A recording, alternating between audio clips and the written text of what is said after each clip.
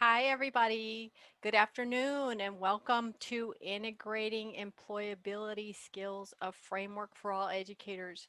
My name is Olga Escamilla, and I'm going to be your presenter today. And I am honored to have Elizabeth Moya or Liz Moya with me today. She will be helping me out today. So thank you, Liz, for being here. And thank you, everybody, for joining me. I see we have 34 participants. So thank you, everyone. I'm really excited to be covering this topic.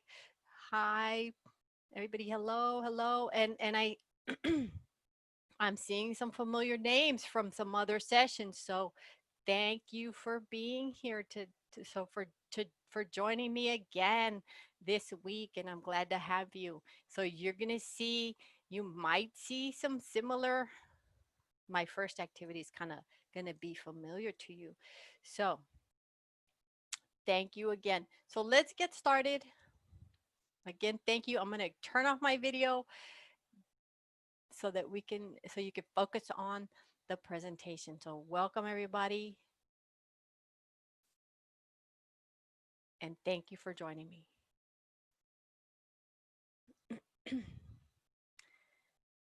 So again, welcome to Integrating Employability Skills, a framework for all educators. So I wanted to start off by saying, when you see this chat bubble on the slide, that means that you're expected to participate in the chat by responding to the questions at hand. So there may be times that I'll ask you there may be times that I'll ask you to comment in the chat, but we won't see the chat bubble. So just remember, when you see the chat bubble, that means please respond in the chat. Hello, Dale. Hello, everyone. Hello, Barbara. I see a lot of hellos coming in. All right, so let's get started. So this is our mood meter. So I don't know if you attended the first morning session, if this is your second session of the day, or if this is your first session of the day, but I want to give me an idea, put a number in the chat about how you're feeling. Check out all the pictures. How are you feeling at this time? Based on everything, if you've been to the conference. Linda says 8. He says 1. Aw. Let's see, 6. We have a 6. What do we have? 6. Oh, look at that. Look at 6. Yes, on the computer. We have a 5. Cute. Monica says she feels great. Monica, what about a number? Can you give me a number in cat mood meter? Let's see. Miss Lane, Sandra says, great day. We have some 5s and 6s and a 9. Oh, 8, 7, 1, 9 or 1. Cute. Very good. Oh my gosh, we have quite a few 7s and 3s. Look at 3. Love it. I love your cat mood. Thank you for sharing. And Roxanne, she says she's a 5. Rosita says she's a 4. Whoa, what? Thank you. Anybody else? We have, want to know your cat mood. What's your mood in cat? Oh, Mike says he's allergic to cats. So you're not going to give us a cat mood, huh, Mike? Nita and Sophia are 5s. There's a lot of 5s. Great. They're all great. All right. Now that I know your cat mood and they're all good, let's continue. So let's talk about our norms. So engage with an open mind, be ready to learn about these employability skills, participate and be active and positive, and respect the thoughts of words of others. And I know you do already, but I always like to start with these norms because it's a good example of the norms that we should set for our students in our classroom. So take care of your needs and be prepared to meet any challenge. So as we get started, I wanted to make sure that you all got the handouts from the app. So Steve Banta placed all the handouts in the app. So it's important that you have them because a lot of the activities that we're going to do today are based on those handouts. So if you don't have them, as I get started, because I think we jump right into an activity right away, as we get started, if you would, if you don't have them already, go to the app, or if you want them emailed to you, Elizabeth Moya, Liz is here. If you put your email address, I wonder if they can email it to you, Liz. I'm not sure, but if you put email Liz, there it is. Email Liz and she will send you the handouts in an email if you want to do it that way. Like I said, in the app, or you can email Liz and she will email you the handouts. Thank you, Liz. All right, let's continue. So today we're going to be talking about the employability skills framework.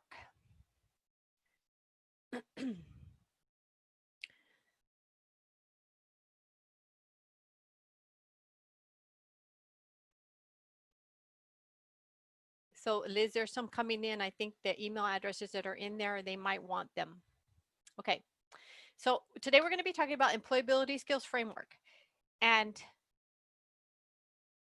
this is all from a framework that was created by the Career and Technical Education Department of our United States government. So what I'm going to do is I'm going to place this link in the chat to everybody so you can have this. This is a link to where you can access these employability skills. But like I said, everything we're going to talk about today, the handouts are in the packet handout that we talked about today. So again, the framework is comprised of the 9 skills organized in 3 categories, and we're going to talk about these right now. And as Liz is sending everybody those handouts. So our objectives today, we're going to review the employability skills framework. We're going to understand what those skills are and why they're important, and also understand the connections between those skills and instructional initiatives, and why it's so important for us to incorporate them into our instruction. And then we're going to discuss why employability skills are a priority in the state and local levels.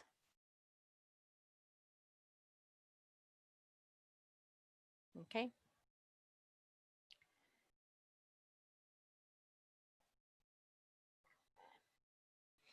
So, so what's the importance of these employability skills? Employability skills are cited as among the most important skills by employers. And this was done, there's several research that I'm going to be citing here. And then you could see the different Heart Research Associates in 2015 said that. And then Manpower Group in 2012 said a lack of employability skills may contribute to a talent shortage.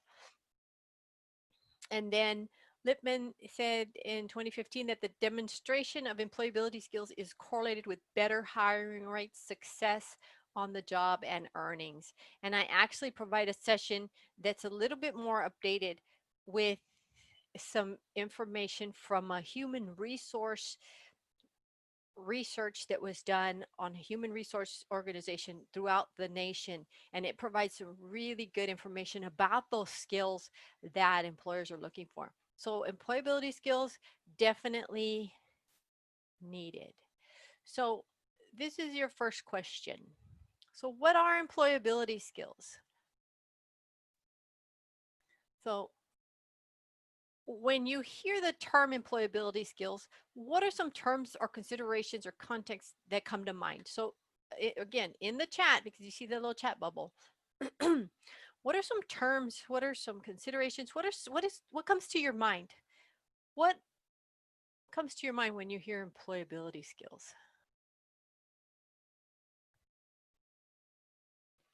Communication skills. Thank you, Linda. Rosita says teamwork. Mike says hard and soft skills. Linda, conflict resolution, soft skills, hard skills, time management, computer skills, presentable,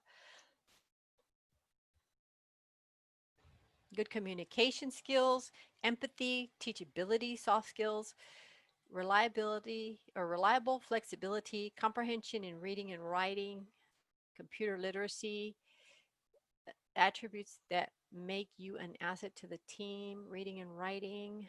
Very good. Let's see, cases, skills that people have that will give them potential for being good employees. Listen, read, write, type, technology. Josie says language communication. Barbara, teamwork. Skills. Viola says soft skills. Rosita says people skills. And Dale says both soft skills and HSE. Very good. Great, great responses. Roxanne says team player, communication, reliable, and people skills. And Mary Turner says willing to learn. Oh my gosh, those are all great responses. Let's continue. So I said, I asked you to tell me what came to mind. All right, everybody, the handouts have been emailed. So I asked you to, so now think about, I'm going to take a little bit longer, share your definition of employability skills. So some of you kind of gave me a definition, like Kay said, skills that people have that will give them potential for being good employees, listen, read, write, and type. So do you have a definition of what you think employability skills are? I know you named some, but what is your definition? And I'll give you a moment.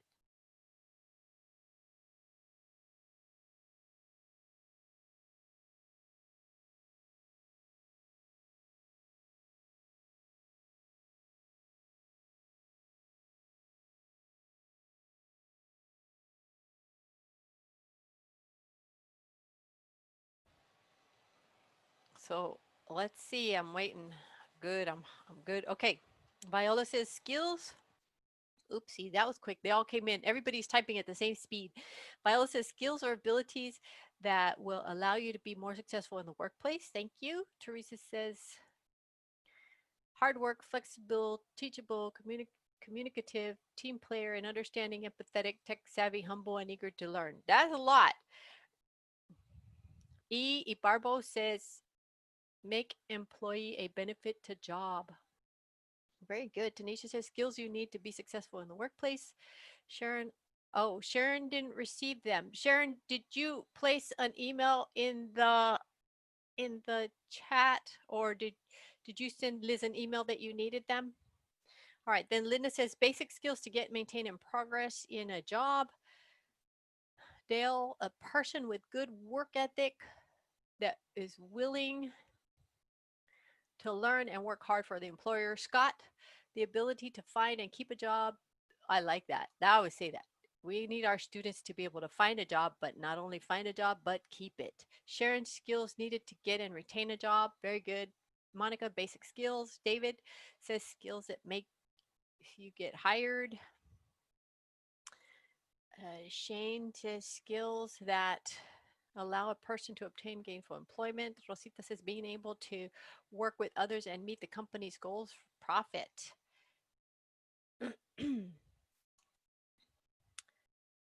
Then there's a couple of people who still need handouts, and Sharon put her email, and so did Calandra. Mike says the do's and don'ts of the workplace, and David Heiss says hireable employability skills. Okay, thank you all. I appreciate all of your. And Nita says it's very important that employees are reliable for no matter what kind of job they have. Exactly. And that is so right. So Barbara says the ability to communicate effectively with people of all levels with a diverse attitude. Oh, that's important. Thank you all. Okay, let's continue. Thank you for sharing. Like I said, great, great responses. So, according to the study, employability skills are the general skills and knowledge that are necessary for success in the labor market at all employment levels in all sectors. So generally, you all hit the nail on the head. You all had these, this, in essence, these words in your definition. So thank you. Y'all did a great job. If I could clap, yay, I would. Very good. So knowledge, skills, and abilities. Yes, the KSA. Very good. So let's start. So Liz just mentioned that everybody, the handouts have been sent. So what I'm going to do is ask you to turn to page 2 of the handout. So your first page is the agenda, and the second page, it says activity 1, I believe. So a handout 1. So what I'm going to ask you to do is on your handout. So I'm going to give you a little bit of time on your own, generate a list of your most important employability skills. So there's on the handout, there's a space for about 10. So write your top 5 or 10 in on the handout or on a piece of paper, what have you. So your top 10. Oopsie. So on your own, generate that list of 10. Think of 10 employability skills and record them on your handout or on a sheet of paper, what have you.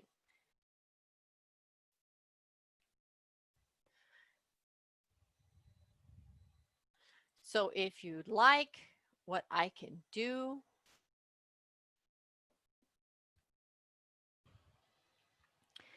is I can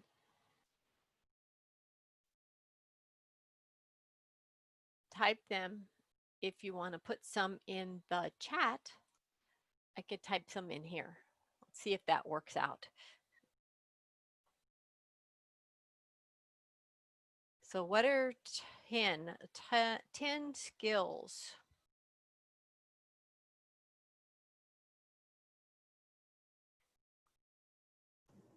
Let me go back and look. They're busy typing. So Sharon Moss says ability to work well with others. Okay, let's say work well with others. Mm-hmm. Okay. Knowledgeable, says David. Sorry for the typo. It'll correct me. Okay. And everyone else is busy typing. Oh, let's see. I was going to go back up. Let's see. Okay. Did anybody give anything specific? Ability to behave in a socially acceptable manner. That's from Shane. Linda says teachable.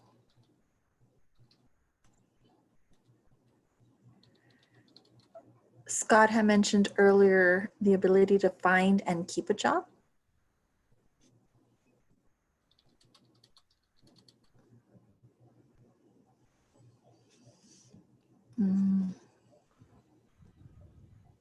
Coachable. Coachable? Mm-hmm. Somebody said, or willing to learn. Would that be different? I would think it would be the same. Okay. Or very similar. Ms. Turner says critical thinking skills. Ooh. Mm-hmm. Mike Sign says a couple of them. He says teamwork, take initiative, and I just lost it. Listening, opening to learning and growing. So constructive criticism, I guess. Viola says interpersonal skills, active listening skills. Tanisha mentions accountability, problem solver, active listener.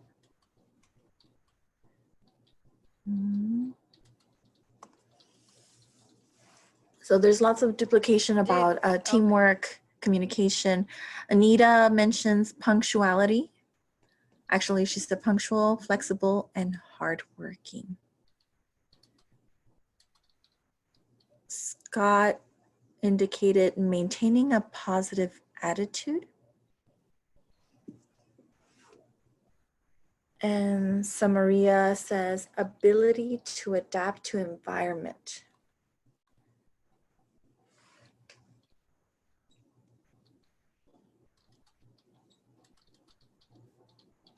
Okay. And Darlene mentioned respectful. Okay.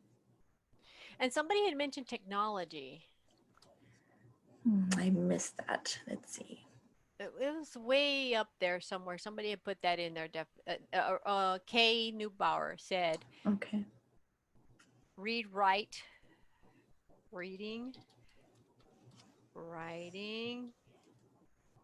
Calandra also mentioned keep up with current technology. So okay, so technology, very good. Thank you. Any others? E.Y. Barbo mentioned confidence.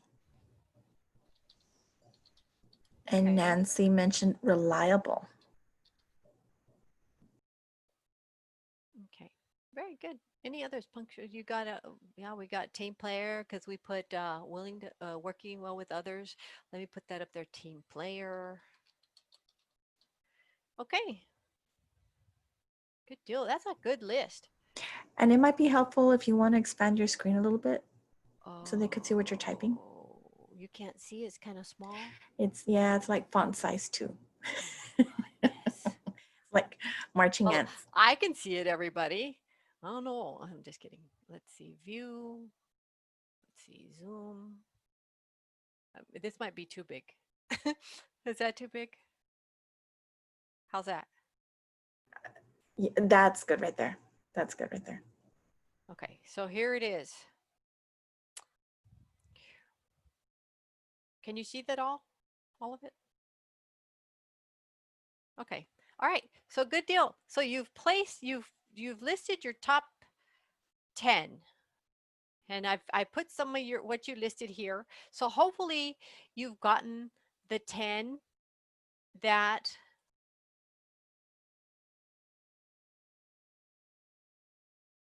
on your worksheet, just like I did on mine.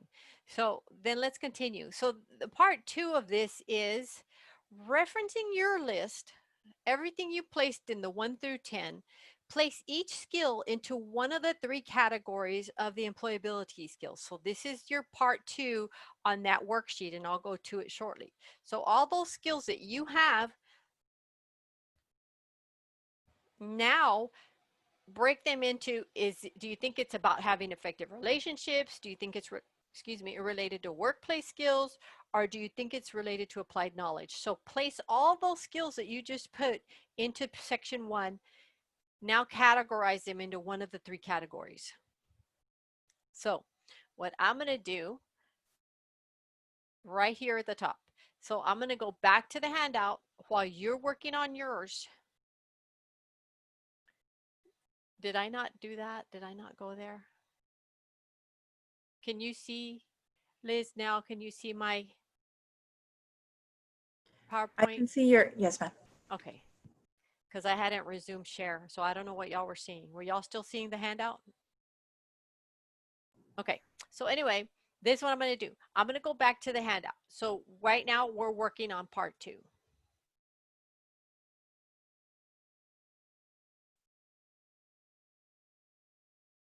All right, so now you can see the handout. So now we're here in part 2, and we're taking everything that we had up here at the top, and we're putting it into one of these categories.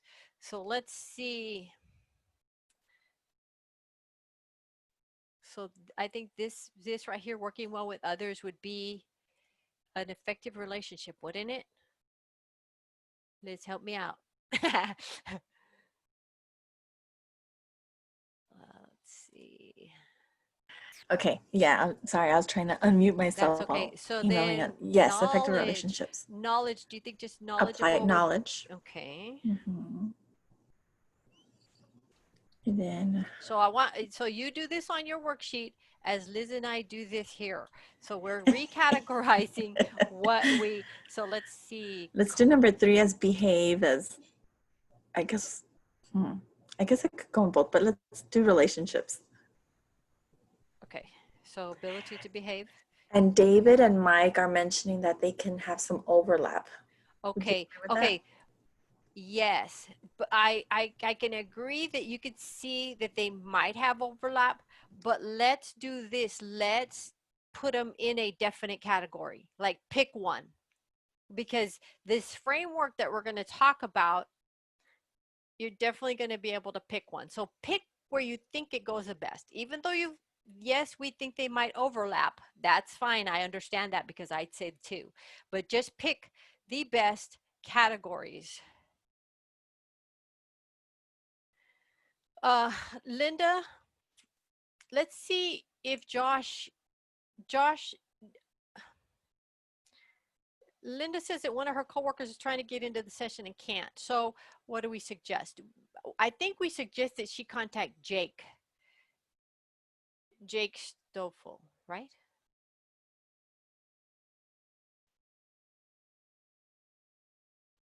Do we have Josh's email? I mean, Jake's email address? I think I might. Yes. Okay.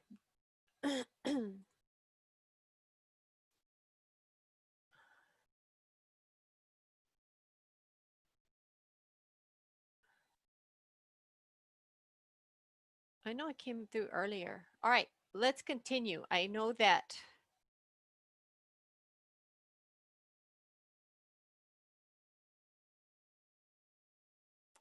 Okay, so if Linda, if you could copy that, contact email, have her email Jake. So if you could copy that email address and send it to your coworker so she can email Jake, then he can probably help her get in. Thank you. All right, let's continue. Liz, do you have them all? You have them all? What is teacher? Did I put teacher? Why did I put Maybe no, teachable. there? That's why. Okay, so where would teachable go? Probably maybe workplace skills. You think? No, I think so. Okay, teachable. All right, next, find a Find and job. keep a job. That would be here, workplace, wouldn't it?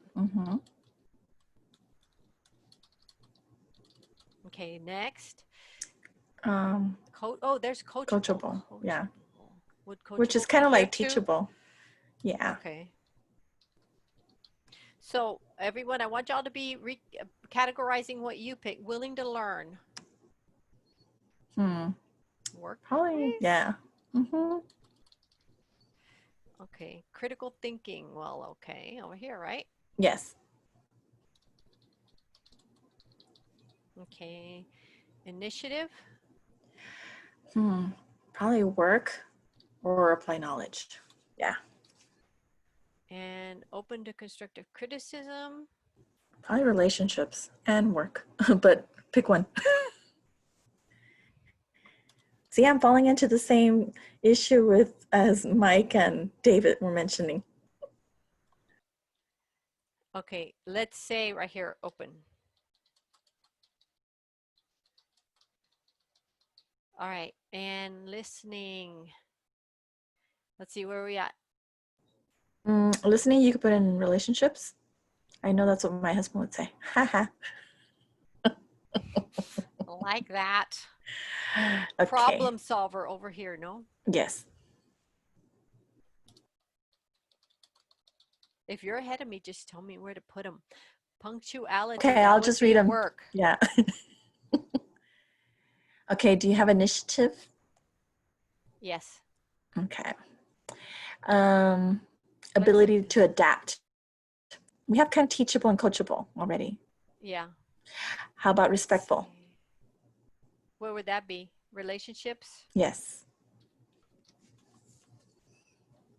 And then All right, technology. everybody. Technology. What would that be? Applied knowledge. Okay. Oh, you're so smart. And while you're there, you have reading and writing. Then we're missing confidence. Maybe over here in relationships? Sure. And reliable. Probably relationships also. Okay, everybody. I think we're good here. I hope that you have been recategorizing your top 10. And this is what it looks like. I mean, not recategorizing, categorizing. So I hope you've been categorizing your top 10. And this is what it looks like. So here's where we're at. I'm going to leave this. This is where we're at. I'm going to leave this and I'm going to go back to our presentation. Okay. Very good. Great job. All right. So let's continue. So you've placed your skills in the different categories, whether it's a effective relationship, a workplace skill, and applied knowledge. And you've made that tough decision of, okay, maybe it's two, but you know what? I'm going to just put it into one. Thank you for doing that. So let's now talk about these employability skills. So the employability skills framework, and I like to call it this is just me, the employability skills wheel, because it's circular and it looks like a wheel to me eventually. So it's the employability skills framework. So let's talk about effective relationships, applied knowledge, and workplace skills. All right. So effective relationships are the skills that enable individuals to interact effectively with the clients, coworkers, and supervisors. So that's the broad definition of effective relationships. So anything, any skill that enables individuals to interact effectively with their client, coworker, or supervisor goes under effective relationships. And we're going to get into detail a little bit, but this is just the broad scale. So the next one is the workplace skills. So the workplace skills are the skills employees need to successfully perform work tasks. So what are those tasks that, or what are those skills that are going to help that employee be successful at work? That's what goes under workplace skills. And then applied knowledge or the thoughtful integration of academic knowledge and technical skills put to practical use in the workplace. So that's all of your reading, writing, math, science, etc. Okay, so that's our broad scale. So now let's go a little bit deeper into each section. So our first section is effective relationships. So under effective relationships, and let me tell you, this information is in your handouts. So don't kill yourself trying to madly write down all this information, because it is in that handout. I think it's in on page 3, in fact. And so they're right in order. So effective relationships, we have two categories of effective relationships. It's interpersonal skills and then personal qualities. So let's talk about interpersonal skills. It's understanding teamwork and works with others. So we kind of mentioned that, didn't we? Response to customer needs, exercises leadership, negotiates to resolve conflicts, and respects individual differences. And somebody mentioned that in one of their comments about it, about respecting differences. Does he already have it? That's an interpersonal skill.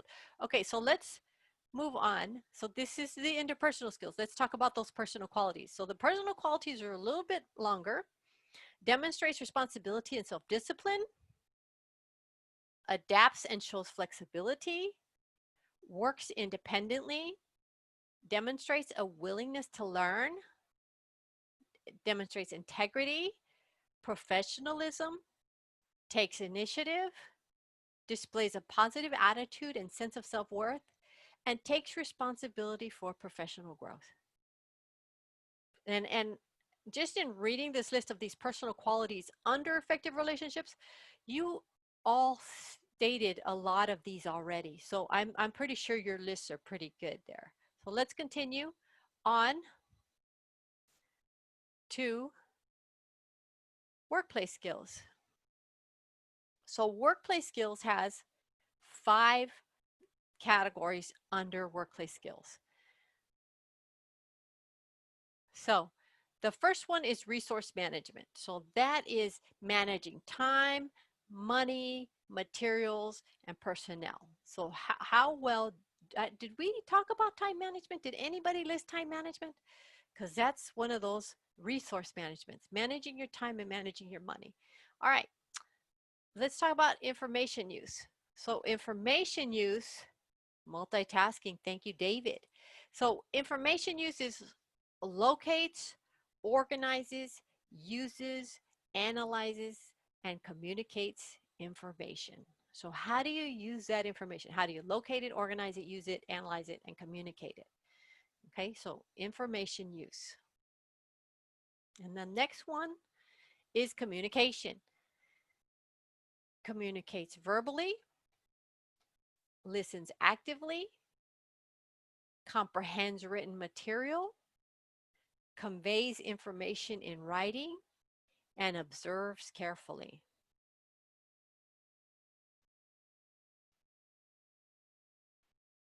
Okay, those are communication skills. And all under workplace. So let's talk about systems thinking. Understands and uses systems, monitors and improves those systems. So understands, uses, monitors, and improves systems. So how do I, as an individual, fit in to where I work, and how does that function that I do affect everything else in the workplace? That's that whole systems thinking. So how do I and my function fit in to this whole process of where I work? Okay. So let's talk about the next one, technology use. And this one understands and uses technology, and technology as a whole. Okay. So understands and uses technology, period. Okay. So anything having to do with technology, that's it. All right. So let's move on to that applied knowledge. So applied knowledge, there are two categories under that. And under applied knowledge, it's applied academic skills and then critical thinking skills. So let's see what the applied academic skills consist of. Well, I think we talked about these, didn't we? Reading, writing, math, mathematical strategies, it says, and procedures, and uses scientific principles and procedures. So reading, writing, math, science, those are your applied academic skills. And so let's look at our critical thinking. So thinking critically, thinking creatively, making sound decisions, reasoning skills, and then planning and organizing. So those are our critical thinking skills. Okay. So I know we went over these kind of quickly. It's different. David says thinking outside the box. That would be, yes, that critical thinking. Thank you. All right. So on your handout, so I'm going to go to the handout in just a minute. So identifying employability skills.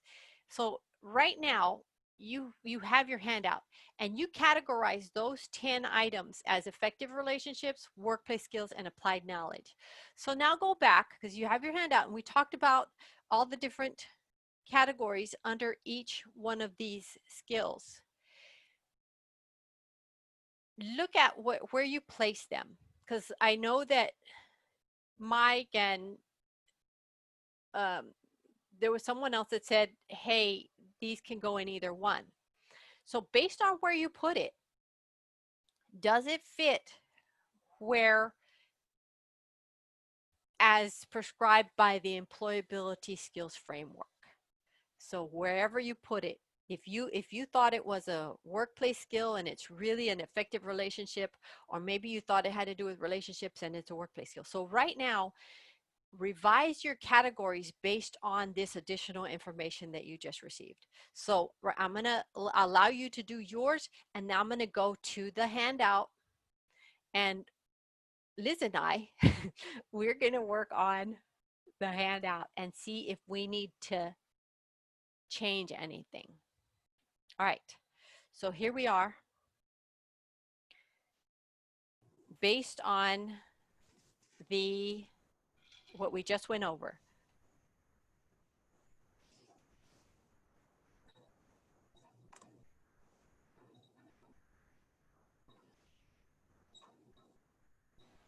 If All you're out right. there, if you're out there and you want to give us some feedback on how we categorize and if we might need to recategorize, you could do so also while you're doing yours, or you can help us do ours. So Liz, what do you think? I think that's a good idea if they can use their resources, their handout, Mm-hmm. and then they guide us. Yeah, because yes, we just went over them. Mm-hmm. So let's see. Let's say who's first? Who's willing to So who's share? willing to tell us if we need to recategorize anything that we have listed here? So under effective relationships, we have works well with others.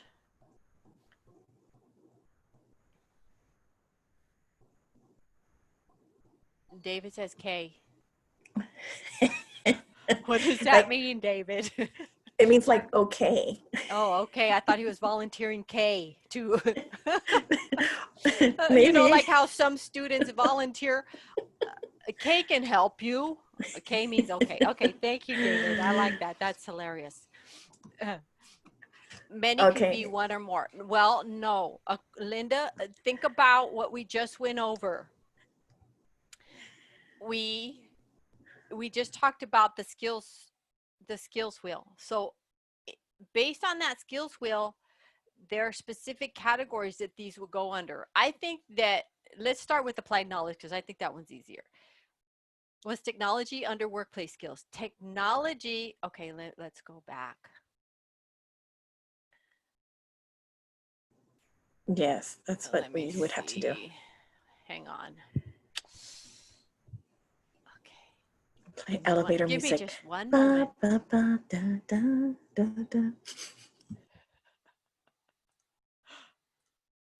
Okay, so here we are. We're back at the PowerPoint. Let me go backwards. Let's You go need back to because, share your oh PowerPoint slide. goodness, so let me resume. There How's you go. that? Okay, Yes. thank you, thank you. So we're gonna go backwards. No, we're not. Hold on. So let's go back to workplace. So technology is under workplace. Can you see that? So you have resource technology use. That's all under workplace. Oh, okay. So do you see, Liz, where we have, oh, and I'll take you back there in a moment. Thank you. So Mary just cued us that technology is under workplace. And where do we have Correct. technology? We put Okay, it so under let me knowledge. go back. Thank you. Thank you, Mary. See, she's helping us out. You're doing exactly what we need because we need help. All right. So here we're going to move technology. We're going to take it from here, right? Copy. Where's my copy? And we're going to put it over here. And then we're going to move it. I'm not going to, this is what I'm going to do. This is just a visual. All right. So we're moving it from there and it belongs over here. What else? Anybody else see anything? Viola says listening would be workplace as it is a form of communication. Okay. So let's move it. Yay. All right. So, okay. What else? Delisha says maybe willing to learn could go under effective relationship. She's asking. Where do we have it? Oh, right here. What do you think, everybody? I copied it. Let's look at the handout. Effective, yeah, because it's a I know there's willing to learn. agree. So everybody agrees that willing to learn needs to go under effective relationships. Okay, we have, wait, let's see. Viola says yes and Linda says yes. Anybody else? We have to listen to Linda, right? Listen, Linda. She probably hates Linda. Okay, Linda, we're listening to you. Let's see, willing to learn. Okay. Anybody else? What do you see when you're looking at, look at your handout, look at the information, look at the categories and see where we put all these. Is there anything else that we need to, what about well, yeah, problem solver, that's part of that. Reading, writing, yes. So I think our applied knowledge now is good, right? Do you agree that all of these except the technology, Linda says instead of Simon. Ah, like Simon says, Linda says. Thank you. I like that, David. All right. So here we have our revised applied knowledge. So what do you think? Workplace skills. Teachable? Would that be, would teachable be? I agree. Would teachable be a personal quality? Effective relationship? Let's see. Let's look at the handout Check because it I out. know there Anybody? is. Come on, everybody. Come on. No. E. Barbo says no. My next question would be, why? Okay, so where do you think teachable would go? So it would go under, do you want the answer? Yes. It's under effective relationships. So Under teachable. willingness to learn. Copy. So this because right here, it's it's the a personal same. quality. It's teachable like this, Hmm. like that. And this needs to go. All right, come on. Help us out here. Yeah, Shane says it's because it's a personal quality. Okay. What about coachable then? Same thing? The jury says Yes. yes. So all of these. Uh-oh. What did I do? And then Viola is talking about another quality when you're done with coachable. Okay. She says that initiative is also effective relationships. Okay. Does everybody agree? Team player. Yeah, team player is in effective relationships already. What about, okay, ooh. What about punctuality? Mike says, sure, why not? Mike, which one? Okay, here we go. So this one we can leave as workplace.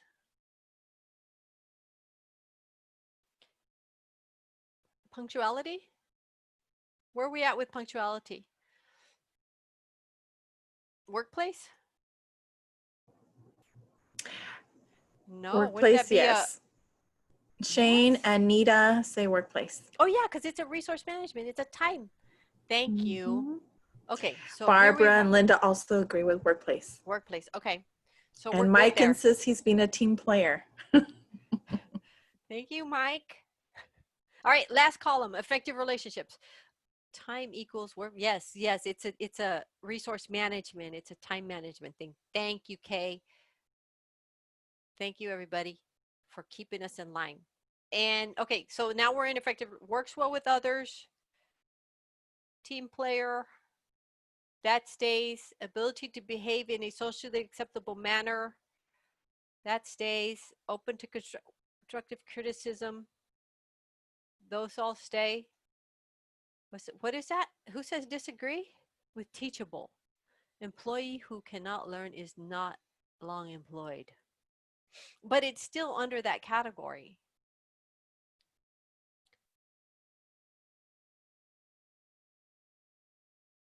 right? And Okay. you could say that you need to maintain an effective relationship in order to be employed. So, one of the qualities of being an effective employee is being able to be coachable and teachable. So, I can see where you're going with this. Why, Barbara? Okay. But where would it fit in the categories? Which um Well, it's listed under effective relationships as willingness to learn. So, is teachable and coachable a synonym to willingness to learn? yeah. So Barbara says initiative should be workplace. But under which one? Because it's not a resource management. It's not a wait, is it? Information use, communication, system seeking and technology. I think it has to do more with those the effective relationship piece. Initiative should be workplace skills. What do y'all think?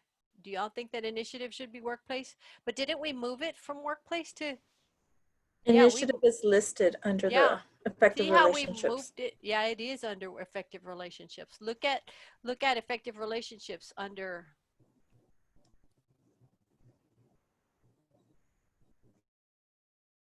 and Mary says actually do both refer to the person's ability.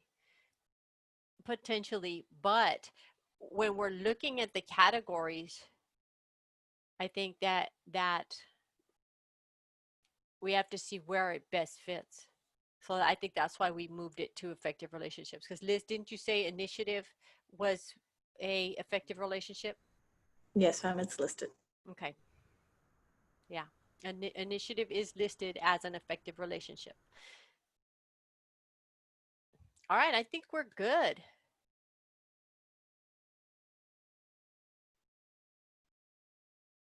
Okay, correct. Thank you. All right, I think this is it. So very good job. You hear me clapping? Yay! Good job, everybody. Thank you for your input. I really appreciate that. So now that we have covered, we did a great job. So let me go back, make sure I go to the right place and resume. Okay, so we're back at the PowerPoint, correct?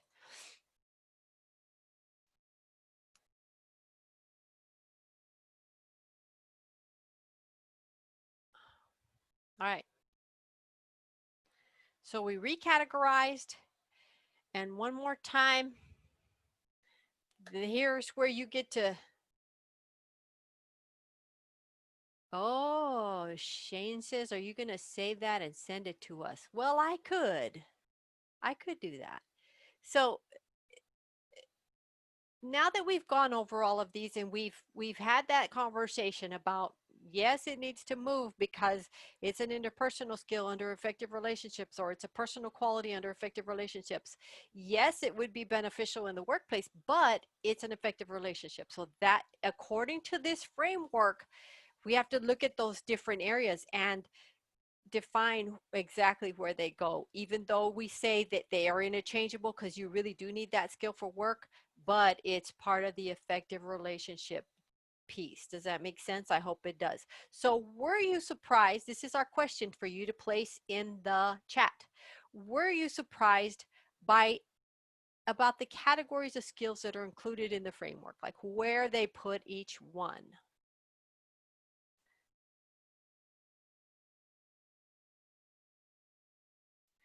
Were you surprised?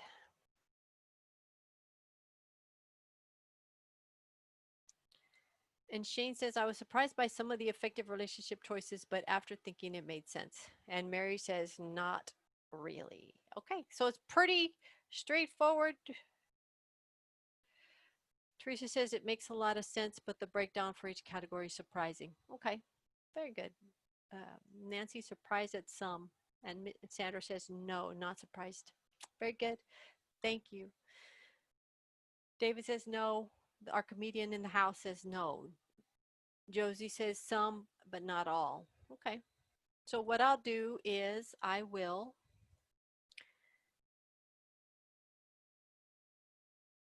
let's see if I can minimize this. Liz, I'm going to send this to you. No. How can we get this to everybody? Hmm. That's a good question. I have it. So we'll figure out how we could get that to y'all. Maybe I could send it to Steve and he could place it as a handout in this session in the app. That would be good. So Shane says it's not that important. He may be the only one. We'll put your email address in there and we'll get Liz to copy it and we'll send that to you. Liz, I appreciate it. All right, so let's keep going. Thank you for your feedback.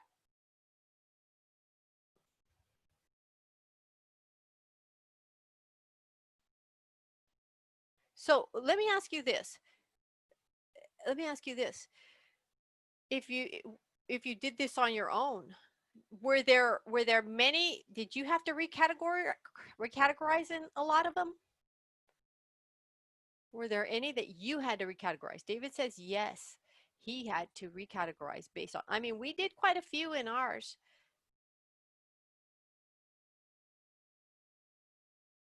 And yeah, he said, Shane said he had to do quite a few.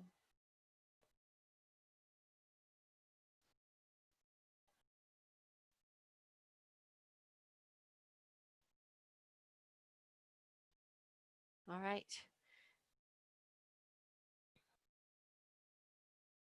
And Jean, Edna wants it too. All right, Edna. All right, so let's continue. So what I was going to do, but I don't want to, let me see, just one moment. So how far? We're about an hour in. Did y'all need to take a break or do we want to keep going? We could keep going. If you're okay with keep going, we could keep going. So let me know if you want to do, because if you want to take a break, we could do 5 minutes. So right now it's 1:55 and we could, 4 minutes now. Then we could start back at 2. But if we want to keep going, then we can keep going. Okay, somebody said keep going. Calandra said break. Okay, let's do 4 minutes. So I'm going to give you 4 minutes. At 2 o'clock, I'm going to start back.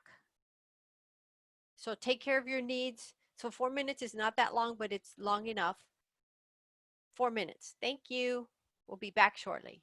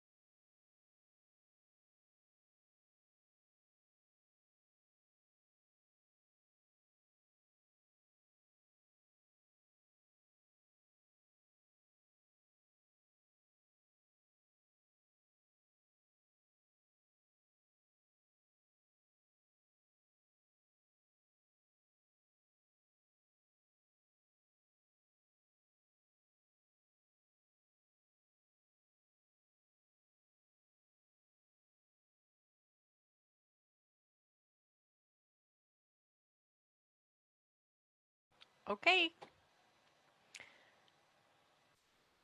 Thank you, everybody.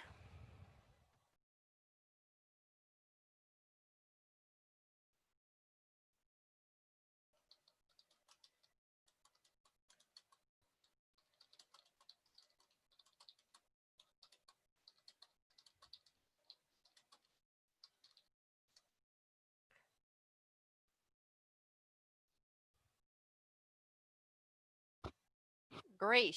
Teresa says she's got her tea. Let's go. Thanks for the break. All right, let's continue. Some people just need a drink, a tea. All right, let's keep moving. So you might be asking, how does this work connect to what you're already doing? So if you're connected to an adult education program, you might be familiar with the following list. We have WIOA, career pathways, IETs, and student goals.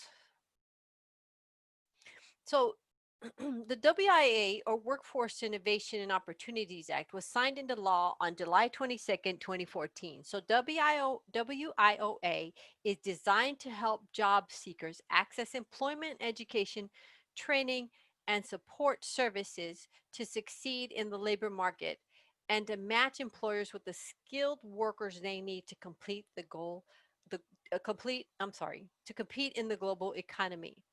So the Career Pathways Initiatives is a workforce development strategy used in the United States to support workers transition from education into and through the workforce. So IET, or Integrated Education and Training, means instruction that provides adult education and literacy activities concurrently and contextually with workplace preparation activities and workforce training. That's a lot of components.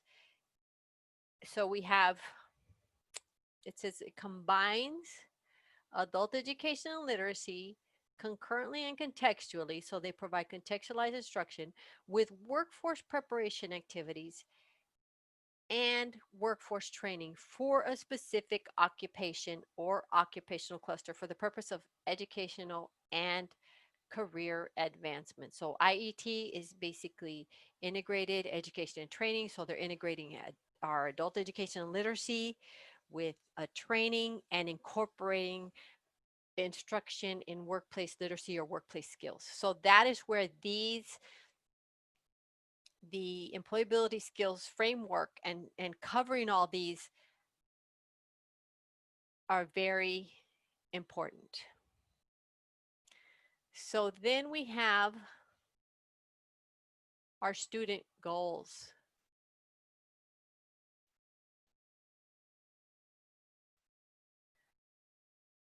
So adult education, we have our students develop attainable goals. And when we say attainable, we want to make sure that the students set goals that they are going to be able to achieve. So students set the goals that can be reached to create small wins or successes to motivate those students to continue in order to successfully complete the program. So you can have your students set goals and say, oh, I want my GED. Okay, but what do we need to do? That's like your main goal. Oh, it's not even your super goal because it's just a goal to get to your super goal. Because what is your super goal? A super goal is to get to be let's say to be an RN, let's say to be a nurse. So high school equivalency is a goal towards that RN. And of course, there's a lot of other goals in between there. But just within that, attaining the HSE, the high school equivalency, there have to be other goals. And you have to break them down to where they, like I said, they have small wins because you can have them need to pass the math test. Okay, I want to pass the math test. I want to pass the writing test. I want to pass the social studies test. I want to pass the science test. Okay, those are 4 goals. But what do we need to do? So let's say we're working on math. So what do we need to do in math? Let's set smaller goals.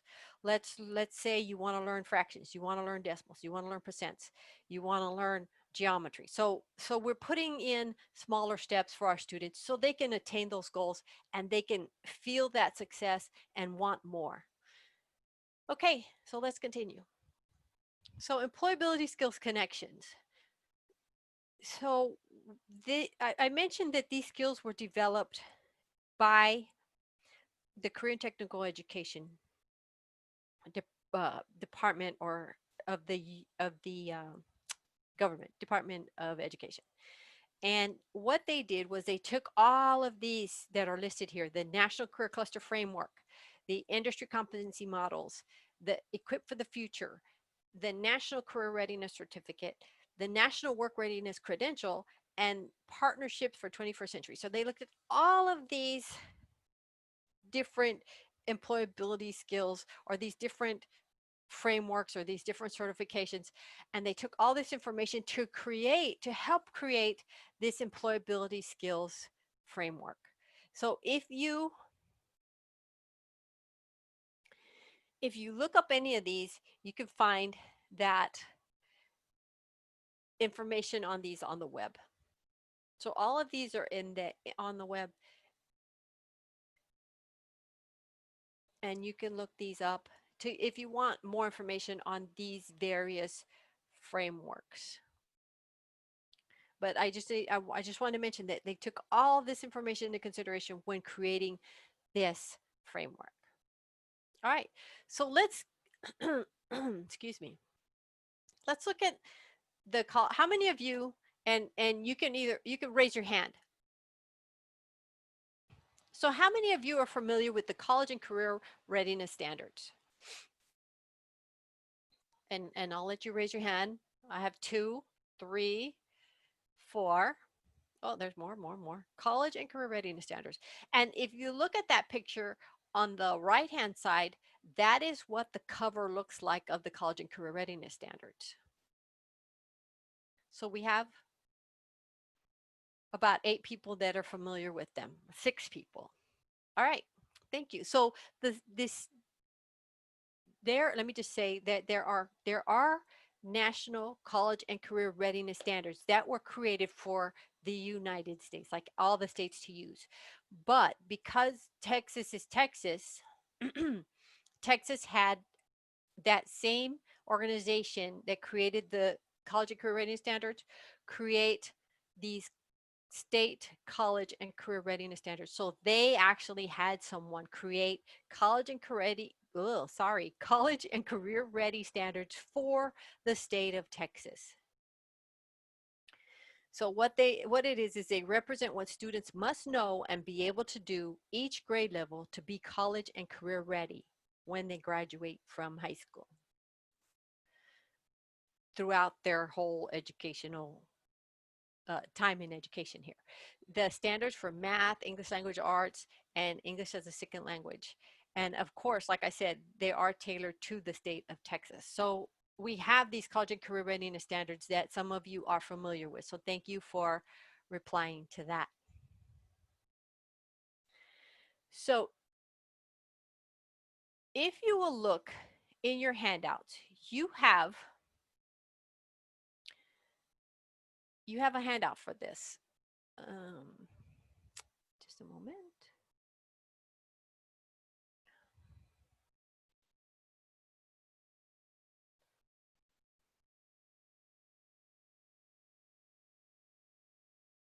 Look at page 7. So if you're in your handout, look at page 7.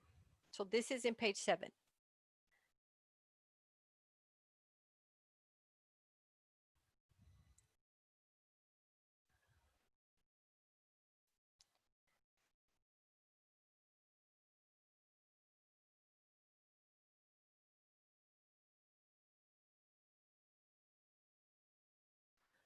Okay. So everyone look at page 7, and you should be, let me show you what you should be looking at. You should be looking at this, and it says cross-disciplinary standards. You have foundations of learning, you have understanding and using the disciplinary standards, and then on page 30 here, it says key cognitive skills, intellectual curiosity, reasoning, and then on the second page of this, you're still looking at those key cognitive skills, and then you have foundational skills. Okay, so if you've located this handout, raise your hand so that I can know that you've located this handout, and we'll continue. Okay, we have, very good. So you're looking at this handout, great. Now you can see it, I'm sure. this handout right here. I keep forgetting to resume share. Liz, let me know if I'm not showing the right thing. So I'm going to go back to the PowerPoint.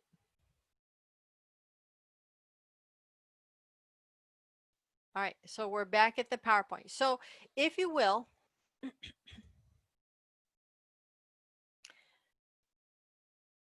look at, we're going to talk about, we're going to do this sample crosswalk for language. So we're talking about information use, and information use in the skills wheel, employability skills framework.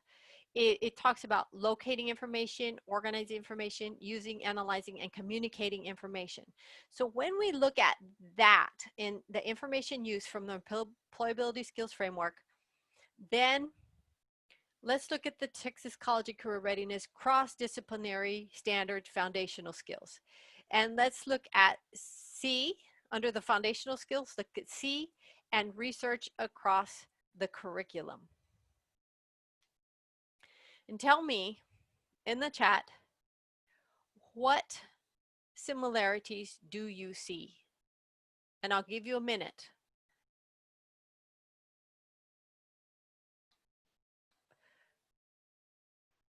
So I know that one of what that this is just a sample, because I know that we in adult education we have our own content standards, and we're going to go there next.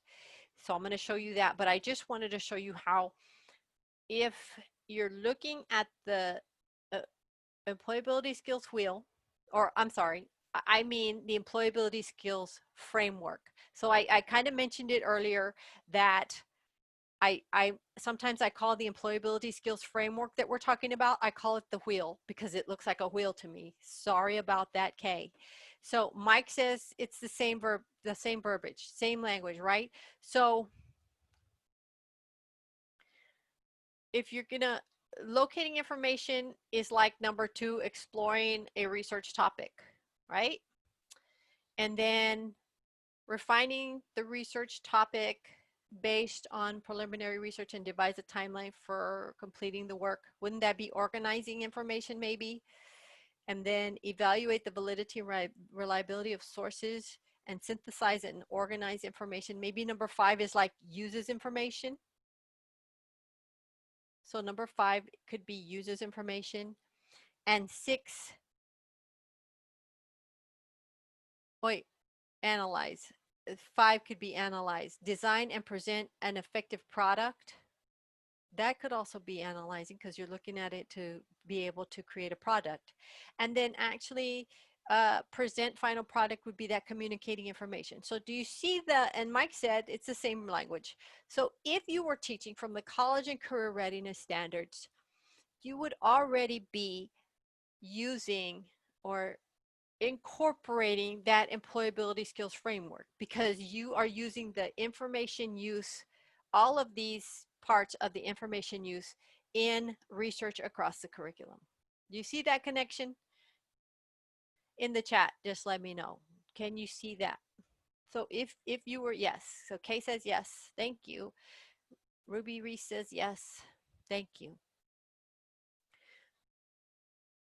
So this is just, thank you everybody. Yes, yes, yes. Great. So we could see that if you were using the college and career readiness standards, you would, and you were doing research across the curriculum, you would already be covering, integrating the employability skills into your classroom because you're using all of the information use. All right, great. So let's move on to the next one. So the next one is the Texas AEL content standards. So give me a moment. I'm gonna, what am I gonna do here? Resume. So I'm here. So let's go, we already looked at the cross-disciplinary standards. Wait, oh, I'm gonna go back up. So we're gonna go to page, and sorry, I don't wanna make you dizzy. We're gonna go to page 6. So 6.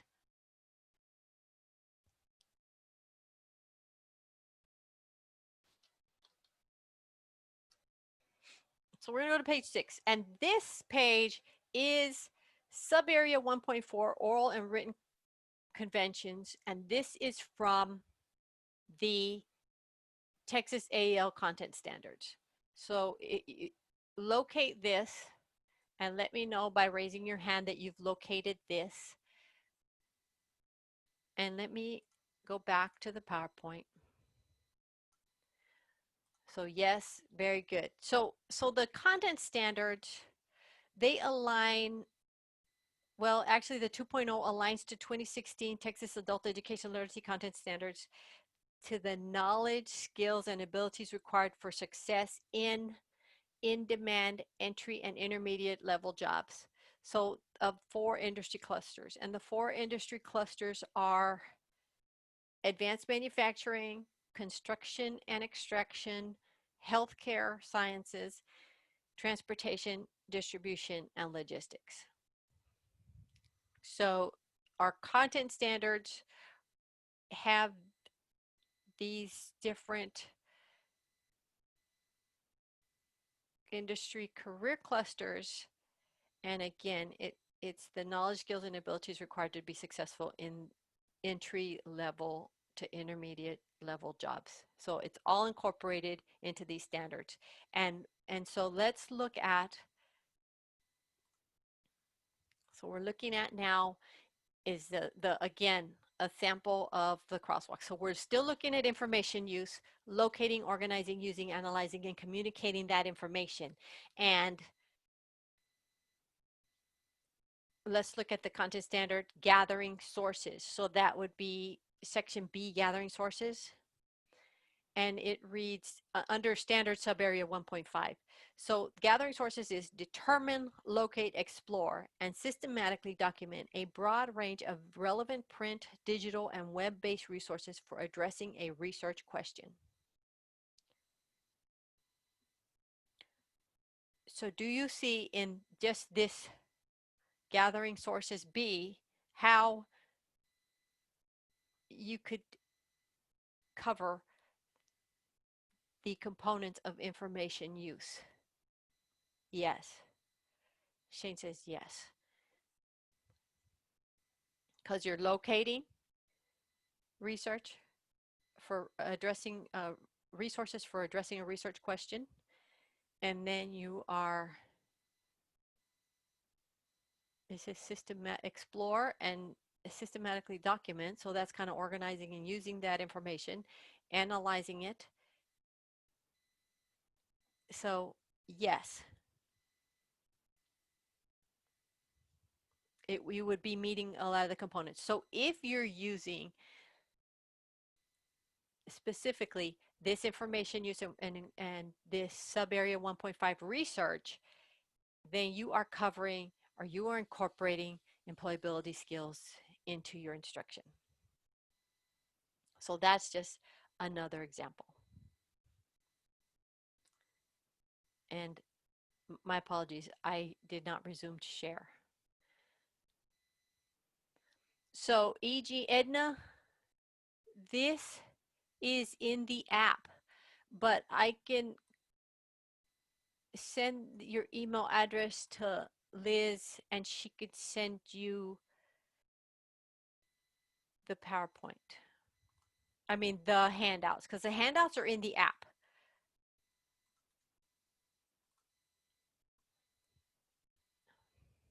You know what? I could just give me just 1 minute.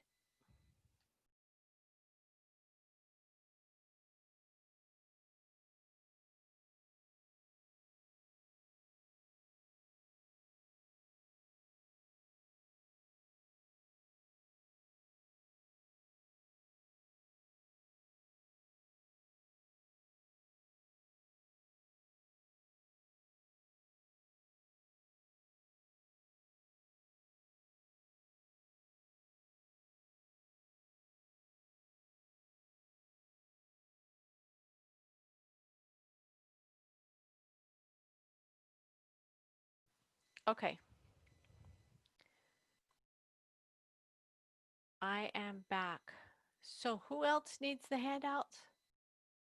No, I'm here. The screen is not frozen.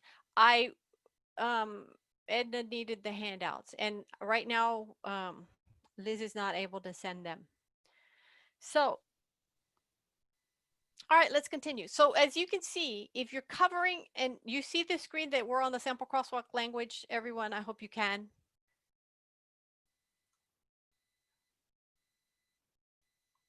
Yes, okay. All right, so let's continue. So as you can see, if you cover that standard based on that the handout for the content standard sub area 1.5 research, gathering resources, then if you're using this in your lesson planning and covering this type of instruction, then you are incorporating information use from the employability skills framework into your instruction. So how do we prioritize employability skills? So what is, in terms of integrating these employability skills, we integrate them purposefully and strategically, because one of the things, and one of the things, if you're in adult education, then part of what we're supposed to be doing is incorporating workplace skills, which is the employ all of this that is contained in the employability skills framework that we should address in our instruction. So integrating these skills purposefully and strategically. And the state priority is to create collaboration opportunities and partnerships and communicate the importance of these skills and highlight connections to key instructional initiatives such as career pathways. Remember, we talked about career pathways. And also embed these skills in professional development, preparation, accreditation requirements, and evaluation activities. So right now you are attending one of these state role prioritization by being here in this session and learning about the employability skills framework. So thank you for being here. So the employer role in prioritization, and this is sometimes where our programs or we need a better connection, is to identify needed employability skills and share them to inform curriculum and program development. So what are those needed skills, those skills that employers need? And partner with schools, community college, and our adult education programs, and even our literacy programs and training programs to inform our partners, our teachers about this framework so that we could begin or continue to incorporate these things into our instruction. Now, you may already be incorporating these into your instruction, and now you have a name for it because you're already doing these things. So then we provide work-based learning opportunities for students to develop those employability skills. So when we partner with employers, and some programs might, some areas have where the adult education programs are partnering with employers to help develop these skills of their employees. Okay, so then in terms of our programs, they assess employability skills in educator evaluation systems. So how are we doing this?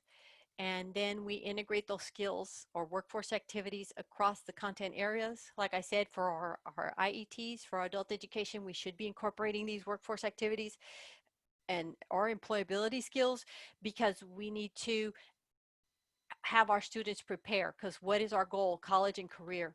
And we want our students to be ready to go to work, to be a good employee. And I know that y'all said it at the beginning, not only get a job, but keep that job. So let's continue. And so we facilitate these opportunities for career and technical education workforce and educator collaboration. And that is something that programs need to work on, is collaborating. And because we already do as adult education and workforce, but one of the things that we may need to incorporate is that career and technical education piece. So then the teacher role, identify the most applicable employability skills and integrate those skills into your instruction.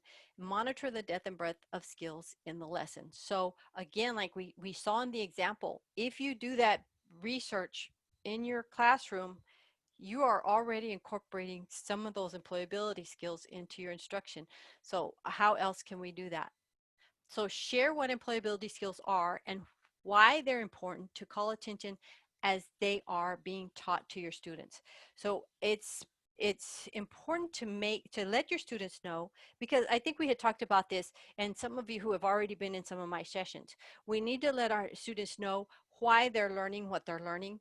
Why is it relevant to me? And what I think Mike said it in another session. What's in it for me? Why am I learning this? Why do I need to know this?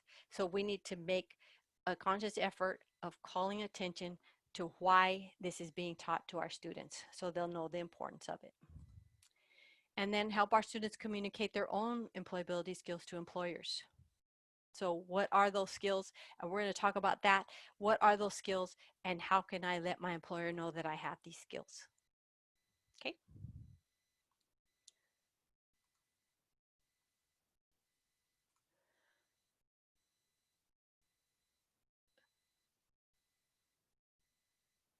Where did I go? Okay. Okay. Here I am. So how do you know your students know? Let's talk about this skills identification activity. And have you heard of the the integrating career awareness into ABE and ESOL curriculum? So some people call it ICA. So we have a couple of people.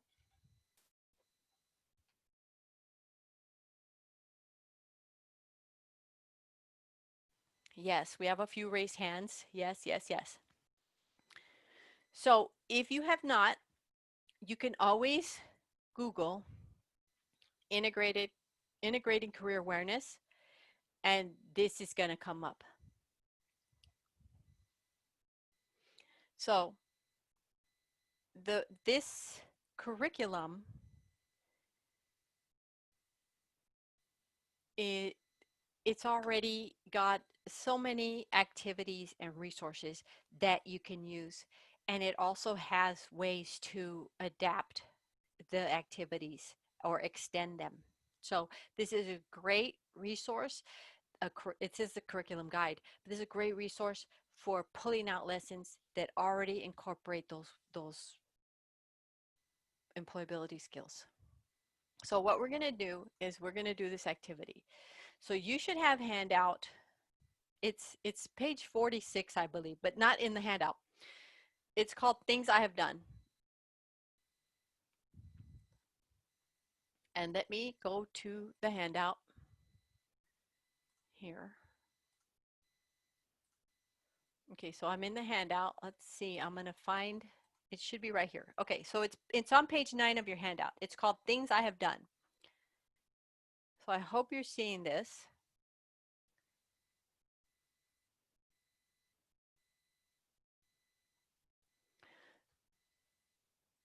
So does everybody have their handout?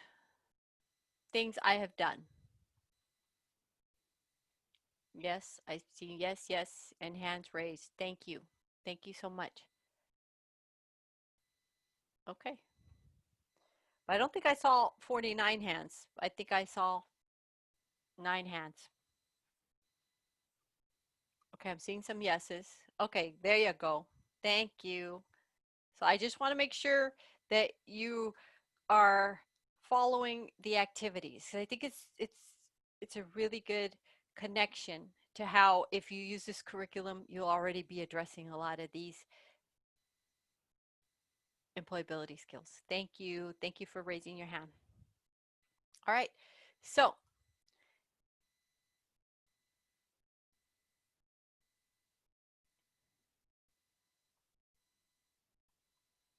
this is what I would like for you to do. If you would, look at these skills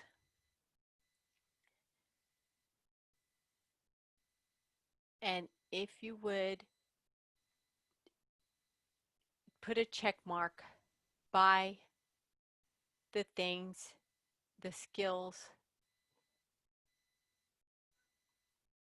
that you have done, the things that you have done. So look at the list, just check. Have you taken care of a sick relative? Have you given medicine to a child? Have you cared for a child with a disability? So check off all the things you've done.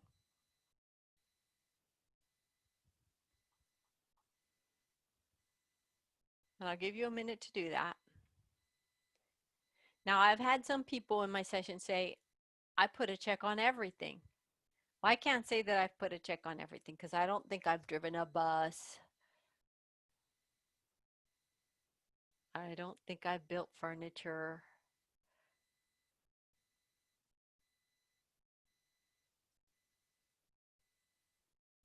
I I don't know if I've arranged flowers, like not professionally or for a gift or anything. I buy them already made. Um,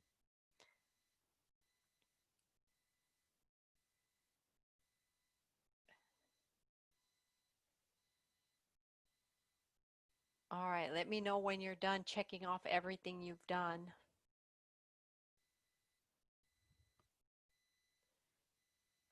So once you're done, raise your hand and leave it raised. So check off things that you've done.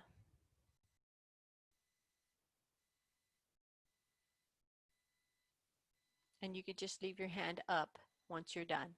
So check off everything on the list that you've done. And of course, these are things that you're going to do with your students as an example of things that you could do with your students.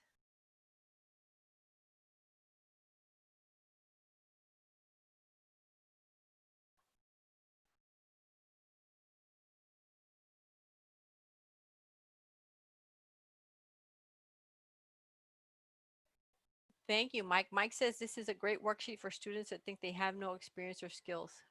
Exactly. What have you done so far? Very good.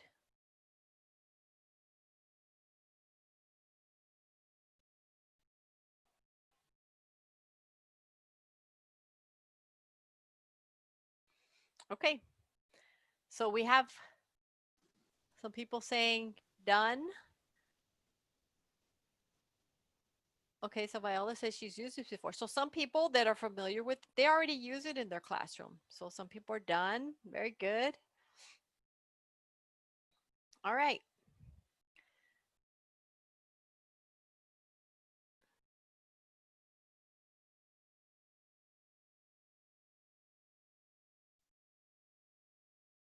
All right. So now we're going to go to page 10.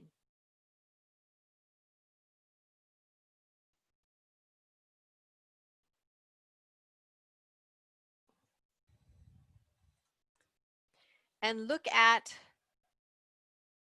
the page 10 and 11 is skills identification. So if you go to your handout and look at skills identification. So what I'd like for you to do is from the first page, and let me give you an example.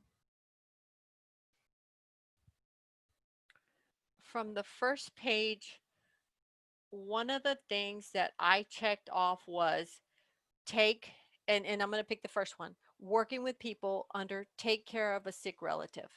Because I took care of my father when he was ill. And so from that things I've done, I'm going to look at skills identification, this one.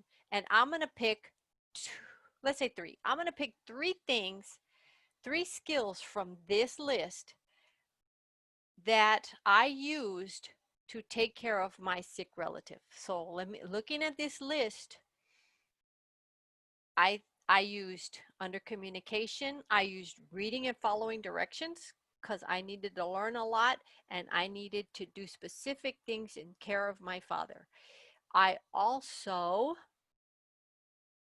explaining things to other people because when I had to go to work and someone else was caring for my father while I was at work, I had to explain exactly what I needed them to do. So I explained things to other people. I also, let me pick one more because there's three skills. I mean, I could pick others, but let me pick one more.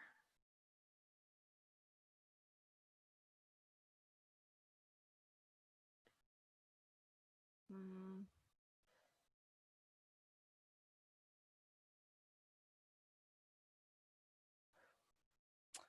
Hmm. There was one that I saw. Oh, management and self-management skills. There's a couple.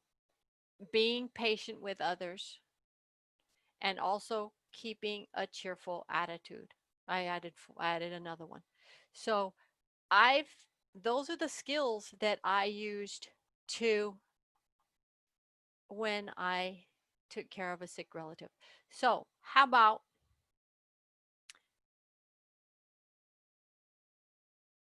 okay, so let's see. Nita says working with people applies to me the most except help for children who is disabled, teach or coach a sport and teach at my place of worship. Very good. So now that's what I was going to say. So you pick a skill. I mean, pick a thing I've done and you've already done that. Oh, you got it. There y'all are. So Shane already did it. And Linda says, know how to ask for help and more explanation when my mom was on hospice. Very good. So you picked out a couple of skills from the things you've done. So Shane, he said, help children with homework. So Shane picked out one thing he's done and then he picked out 3 skills. And thank you, Shane, for putting those in the chat. If others want to share, that would be great. So Shane said he helped children with homework, operating a computer, being patient with others. Oh, yeah, that is big. And then doing arithmetic correctly. There you go.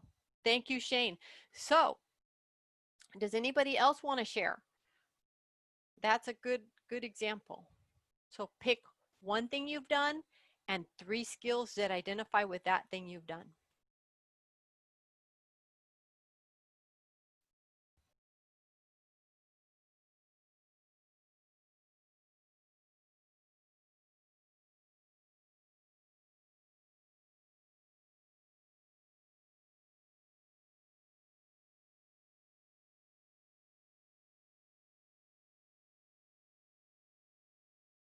So, we're having wait time here because I know that others are sharing. Okay. Edna said handled money with business. Yet at Edna's boutique, she handled money.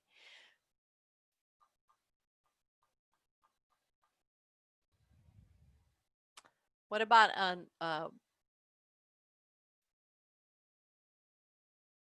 what else? What other skills? Oh, let's see. 3 different skill areas for each thing done. Yes.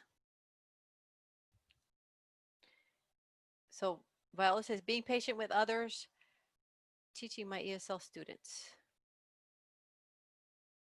So the activity is you pick one of the things you've done, and then on the skills identification, you pick 3 skills, and there could be more, but pick 3 skills that you've used doing that thing.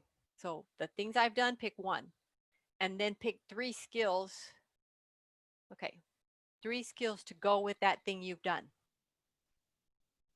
So Olga, I have an example and I think it follows Shane's. Okay. Could I share? Yes. So I've organized garage sales. And when I've organized garage sales, I had to uh, use courtesy when dealing with others under management and self-management skills. I had to set up and close out a cash register because I mean I had my own like baggie full of money. That was your cash register. Okay. Yes. Good. And then my communication skills, I was able to speak to people that I didn't know. So Good. those are 3 Thank things. you. Yay. Thank you. Okay. So Linda says, thank you, Liz, very much. That was a great example. Linda says, make phone calls, finding information, explain things to other people, take notes while others speak. And E. Barbo says, read a map. Is that one of the skills? Using a map? That's a communication skill. But what is, okay. Let's see, Shane says that is a great example, Liz. Also, many of our students would be able to relate. Thank you. Yes, it was a good example. Then, and it says handle money for doing arithmetic, using percentages, and using a calculator. So that would be in her business, okay? And E. Barbo says reading and following directions. So reading a map and reading and following directions. And Nancy says high school club sponsor, explaining things handled. So Nancy, as a high school club sponsor, what are some of these skills? You said explaining things, maybe being patient, kind of like, okay. All right, let's see. Teresa, taking care of children or other people's children. So be patient with others. Her skill, okay, her thing she has done is taking care of children or other people's children. And the skills identified are being patient, keeping a cheerful attitude, and using courtesy when dealing with others. Thank you, Teresa. Very good. And Mary says, caring for animals, following directions, speaking to people who I don't know, and then finding information. Thank you, Mary. Very good. Those are great examples. Thank you. All right. Anybody else want to share? This is a really good, and like Mike said, this is really good activity to help our students realize, wow, I do have a skill after all. I do have these skills. So things I have done, that helps them recognize, yeah, you've done some stuff in your life. Because like I said, some people are like, I've checked everything off. But what are some of the skills that you've used to go with those things you've done? So this is a really good activity to do with your students to help them with self-discovery. Hey, I do have skills. And Liz says this is especially helpful for those who never had a paid job. Liz, you read my mind. I was going to tell you about just really quickly, share a story about when I worked at a workforce center and we had displaced homemakers come in and they had to go out and find a job. They had never worked before. They had always taken care of their home. So we had to help them identify those skills that they did have. They had budgeting. They had uh, a lot of things. Let's see. They had to budget. They had to do math. They had to be organized. They had so many different skills that they didn't know they had. So yes, this is a great way to great for resume writing. Thank you, Tanisha. Yes. Okay. So Nita says visiting a friend at a nursing home. She cared for others. She used kind words and she exchanged information between and updated things with each other. Very good. Yeah, great example, Nita. And this said that she's used this activity with women from the women's shelter and they felt empowered afterwards. Thank you for sharing that, Liz. And this is so true because they think that they don't have any skills and then they realize that they do. So Janine says, teach at my place of worship, explaining things to other people, getting interested or excited about the task at hand, and offering to help when it's needed. Thank you, Janine. Great. And Teresa said, thank you for sharing, Nita. I could share this with our employment program at work. Thank you. All right, so let's continue.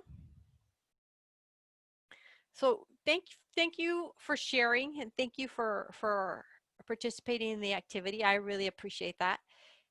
And I like your sharing. So let's continue. Like I said, if you Google integrating career awareness, you'll find this curriculum and it's downloadable as a PDF or it is downloadable as a Word document that you can use and adapt to how you need it in terms of the handouts. And Mike says this is also helpful with resume writing. Yes. So there are plenty of other activities in this curriculum guide that are going to help you with your students. Look at that. Liz, thank you so much. So Elizabeth, Liz Moya has placed the link so you can copy it and access this curriculum guide on the web. Thank you, Liz, so much. All right, so let's continue. Yes, let's continue. So we're going to do another activity. Activity 4, it's the employability skills and instruction matching activity. So we're going to brainstorm AEL instructional techniques or activities. We're going to match these techniques or models to the employability skills they support, and we're going to discuss it as a group.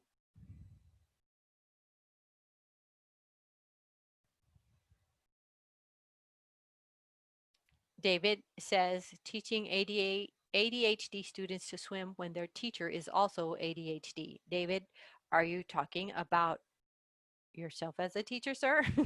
I'm sorry. Okay, yes, thank you for sharing that. All right, so let's continue. So everybody, let me show you. Where is it? Here it is. All right, so your handout, you should be on page 11 of your handout, and it says train handout 3, employability skills and instructional matching activity.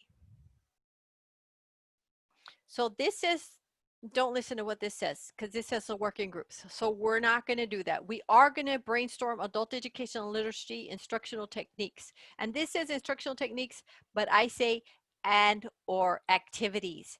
Identify up to 3 sample instructional techniques that support your group skill component.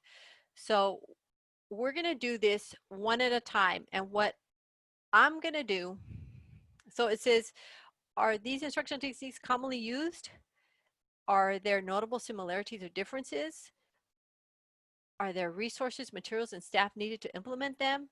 And are teachers generally knowledgeable and able to implement these techniques? So what we're going to do is I'm going to go to this first one. So this is applied academic skills. I'm going to give you this example. So let's look at reading skills. This says interpret written instruction or project directions, interpret technical language, use print and online materials as resources, and seek clarification about what they have read. So those are the skill attributes for reading skills. So what I'd like for you to do, and you could put this in the chat because we're going to go through a couple for each of the areas of the employability skills. So in terms of instructional techniques or activities that, what are those instructional techniques or activities that support the development of these skill components? So let's look at, again, the reading skills. So you're looking right here at reading skills, and it says interpret written instruction or project. So what is a technique or an activity that we can use, or you have used, an idea of an activity that you've used to do this? And what have you done? Or And Olga, would it be possible for you to make it a little larger? yes. Thank you.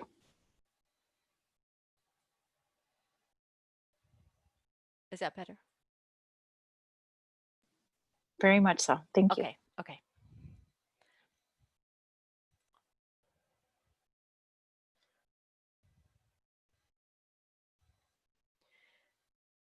Okay, so Shane says, I would have a local business person come to talk with the class about the importance of reading skills in what they do, as well as the opportunities at his company. Okay, so guest speaker. So I can't type in here, but if I could, I would. Oh, yes, I can. Hold on. Well, that would make it smaller.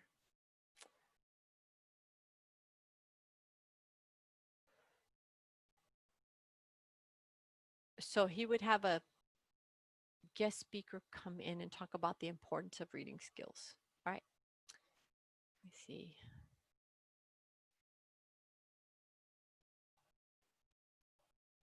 Oh.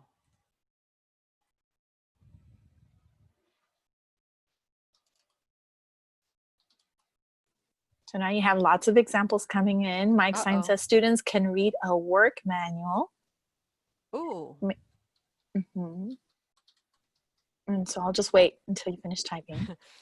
That might be a while because of my typing skill. Okay, so right here, what did he say? Work manual? Read a work manual. Very good. Okay.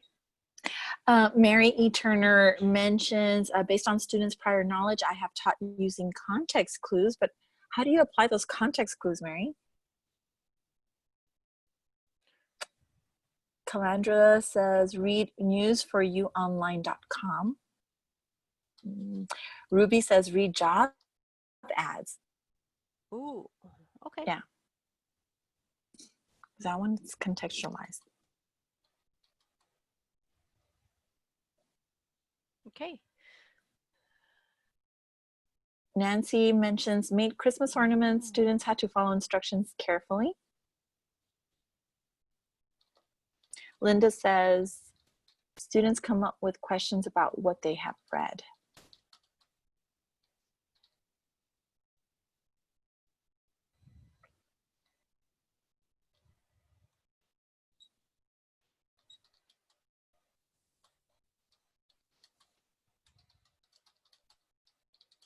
Oopsie.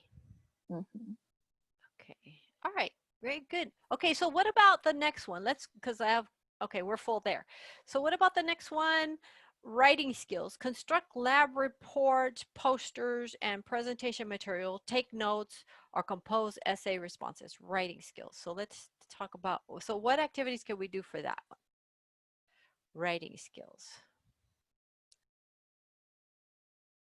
Oh, Linda, They're I like typing. that. Linda says cut up in for the, I think for the reading, cut I up think it was for the reading. cut up instructions, take off the numbers, and have students put them in order. Mm-hmm. That is good. That's a really And good it's kinesthetic activity. too. Mm-hmm. Thank you for sharing that. I like that. All right, so writing, construct lab reports, posters, presentation material, take notes, compose essay responses. Well, can I fit one? Maybe um, this says compose Of essay course. responses. Would that be journaling? Maybe Ooh. provide writing prompts Mm-hmm. to incorporate like work. Uh, Yeah, like a work writing prompt. yeah, to incorporate work. Yeah. Like, what do you want to be when you grow up? Or what is your dream job? Now that you are grown up. What is your dream job? David says David mentioned, vocabulary. Okay. mm-hmm. Look, Mike says send emails to teacher or classmates. Oh.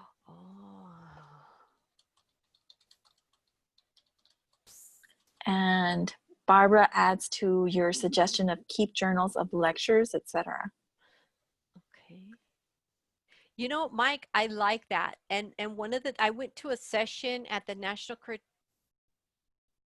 College Transition Network, and what they did, I like that whole aspect of email, because one of the things is our students, they need to learn how to use email, because a lot of times, how do they communicate at work? How do they communicate with employers? How do employers communicate with them about an interview?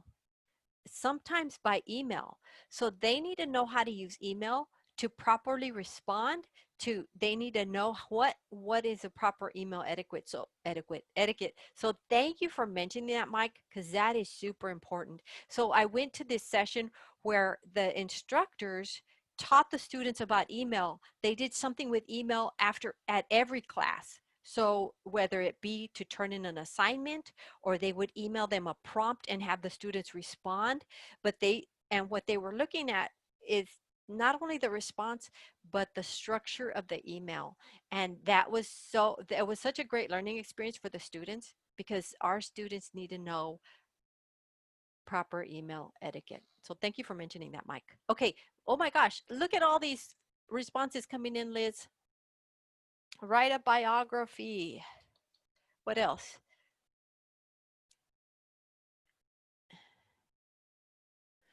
Darlene says, Yeah, go go ahead. ahead.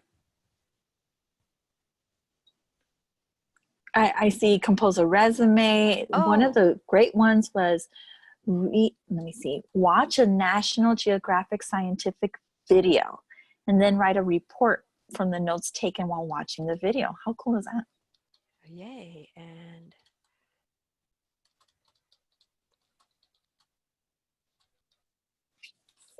I love okay. those videos. Great. Why Barble says, I put the Gettysburg Address on Word doc, and then they had to change what 1860 vocabulary to common. Oh, I see. Like modernize the vocabulary. Ow. Oh, the syntax. That's that's hard. that's super complex. I know, but that's cool. You But know. yeah, it's taking them to that next level. Thank you for sharing that. Mm-hmm. Barbara says she often has students write summaries and send them to her by email to grade. That's great. Mike says these Mm-hmm. writing assignments also help with the best literacy. Mm-hmm.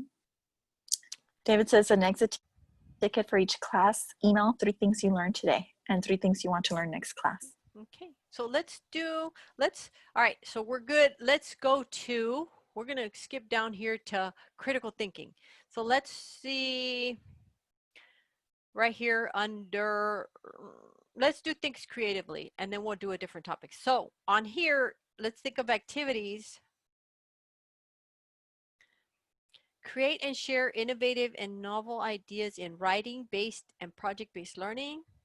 Create and share innovative and novel solutions to problems, and display divergent thinking in project design and planning. So can you think of any activities that you could do for things creatively? What have you done? And this is also a time to share what you've done with others and give others ideas. Or let me say this, I'm on things creatively, but if you want to, if you could see the other areas, if you want to put in like make sound decisions and give me an example, I'll fill that in too. So look at the different skills components, look at the skills attributes, and if you have an idea, a technique, or an activity, type it in the chat and I'll type it on this form. Okay, what section is that, David? Shane. Rewrite an event in history where things in the world would change dramatically. For example, Europeans never coming to the New World. Where that would be Probably under things things creatively. creatively. Okay, so rewrite. Oopsie.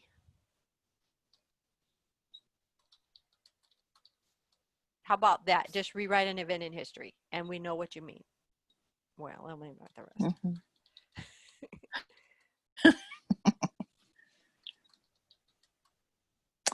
Then David adds, create a PowerPoint presentation on your life so far.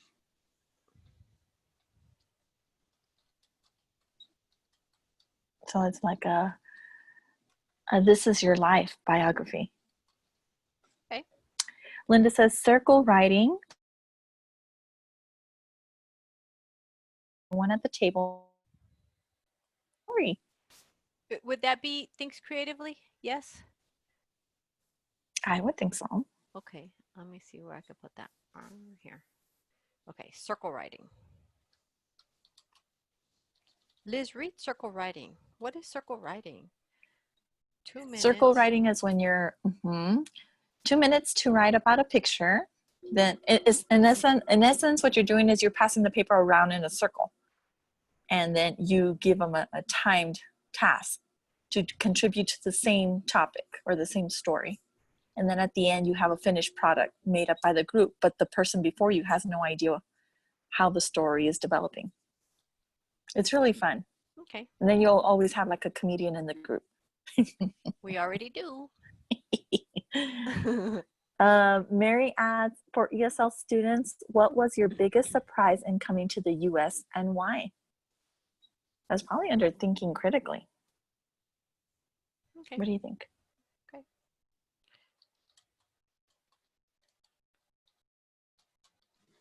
David's blushing. Okay. I was talking about an actual class. I wasn't talking about this session, but Yeah. Okay. Any other? So make sound decisions, differentiates among multiple approaches, assesses options. We can even look at solves problems. So if you put in an example, tell me if it's like a reasons, plans, organizes.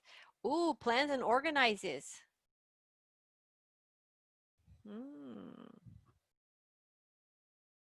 Like, I think for plans and organizes,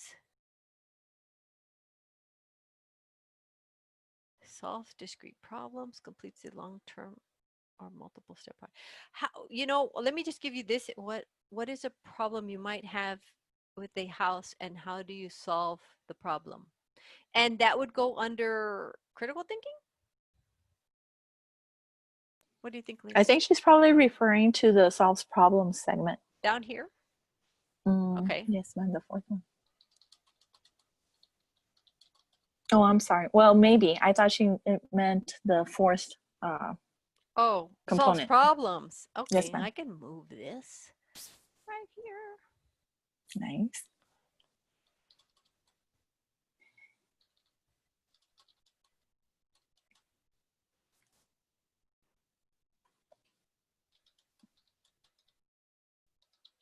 Okay. And then Mike adds, write to local government on how to improve neighborhood or resolve an issue. And he says it would go under plans and organizes.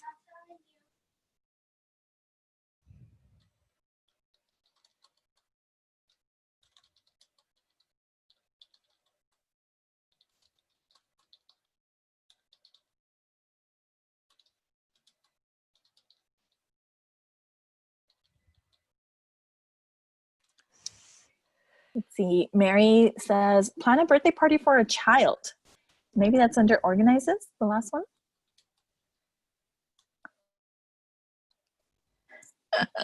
Linda adds, right now I have no critical thinking skills. It's so cute.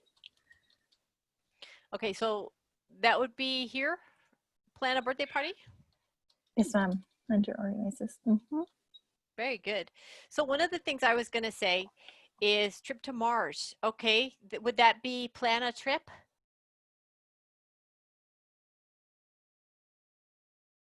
Dave says trip to Mars. Yes, plan a trip to Mars. So one of the things I was going to say is that this whole plan and organize, we would do when I'm going to give you an example of when I worked at the Workforce Center. We had a class, and we had the Workforce Center allow us to have our students help plan and organize a job fair. So it was a huge project, but all of the students took part in helping with the job fair and creating different advertisements for it, and then helping out on that day when people would come in. So that was a really huge project. It was more like a project-based learning thing, but the students really, really enjoyed it. So, okay, so organized ESL student activities, potluck dinner, multicultural fashion show, yes. So would that be planned and organized? Yes.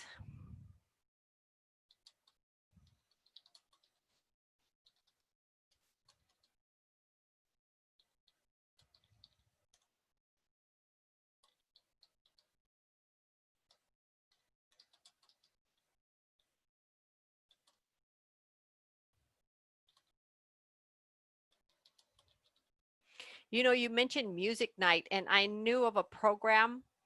They were having a class, a karaoke night class, where the students would come and learn English through karaoke. Okay, onward. So let's do interpersonal skills. A couple of interpersonal skills. Yeah, because you could learn. I mean, they love to sing, and then they're learning English at the same time. All right, so let's look at interpersonal skills. Understands teamwork and works with others. How do we promote this?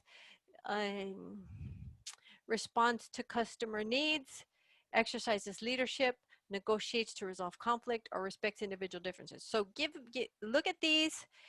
Give me an example of an activity. Let's brainstorm some instructional techniques or activities that we could do here. Okay, play board games. Which one? Teamwork? That's probably what they're referring to. Yeah. I would think so. I was going to play board Teamwork work. and group. Play board. No, teamwork and group activity. Linda says, I like team projects. Yes. I guess like project-based learning or group work.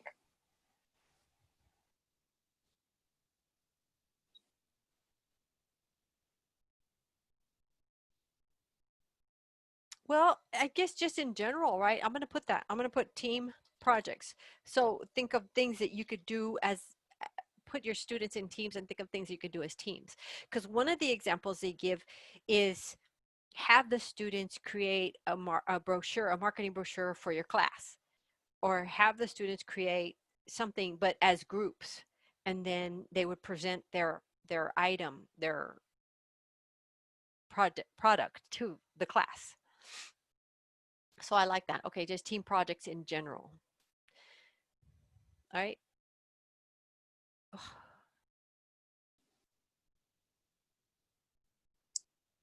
Alicia says, students plan a baby shower for a classmate. That'd probably be in the previous segment, no? Yeah, that would be The over planning and here, right organizing. here.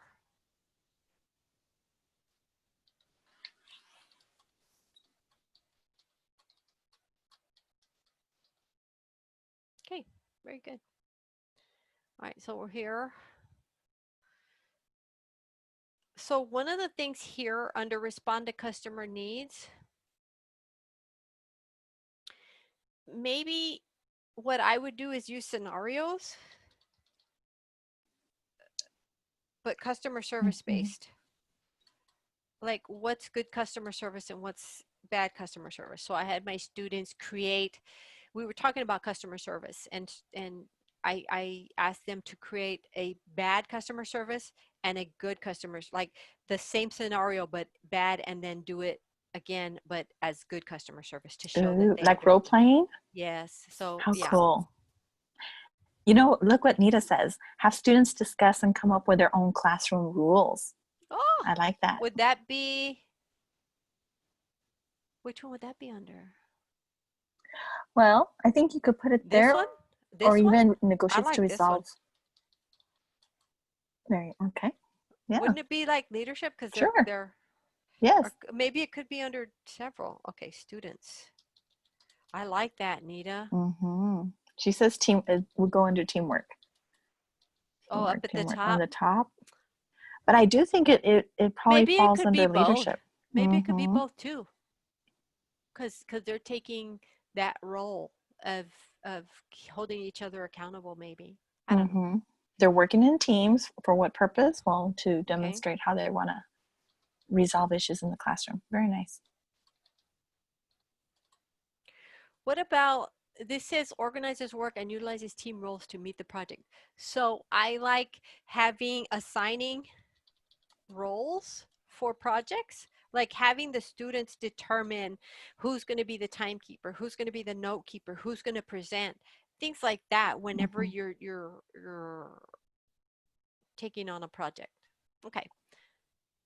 Tanisha says she's done both customer service and class rules and good lessons that include all areas. Yes. All right. All right, let's go to the next one. Personal qualities.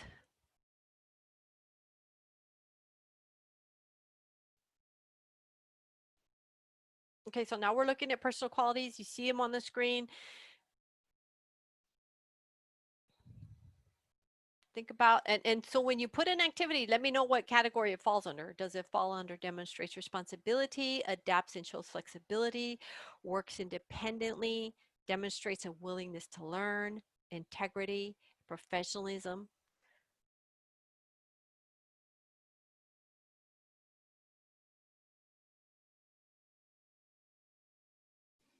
They're thinking, Olga, they're thinking. Well, these are, okay, so these are really tough because these personal qualities, how do you teach them?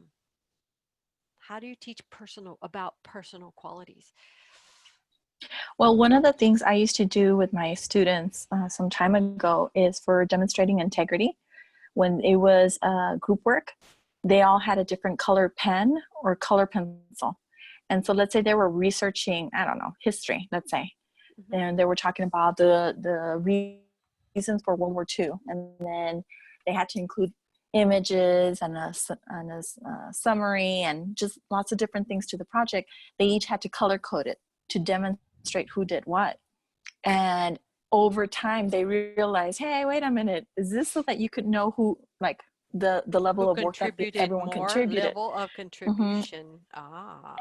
And then they use that as their own measure later. We would talk about rubrics, and they would incorporate that into the rubrics. Let's see. Bravo says, I like that they can discuss, create a rule about how cell phones affects learning in the classroom. Where would that go under? Under responsibility, Barbara? This one? The top? I don't. Maybe this one. I thought that too. So let's see. She says yes. Discuss, create a rule about how cell phones affect learning in the classroom.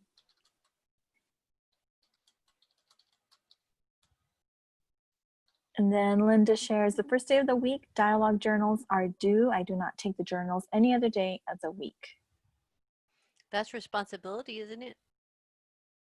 Like, wait. Oh, you could maybe type it in the meantime, one? and then you could move it. Okay. I don't know. Yes. Where would you like? Oh, yes. Linda says yes. Responsibility? Dialogue journal.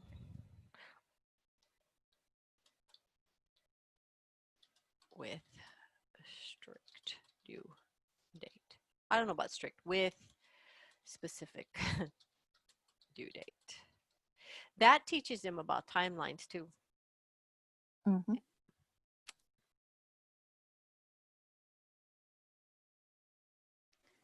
Mike says, I move students to different tables each month. This helps build community by allowing students to meet each other, adapts, and shows flexibility. Oh, right. I like how he tells you where it goes. Thank you, Mike. I like that because sometimes students, they tend to sit at the same place with the same people. We're the same way, aren't we? I mean, who do we eat lunch with, pre-COVID times? We tend to sit with the same people. Myself.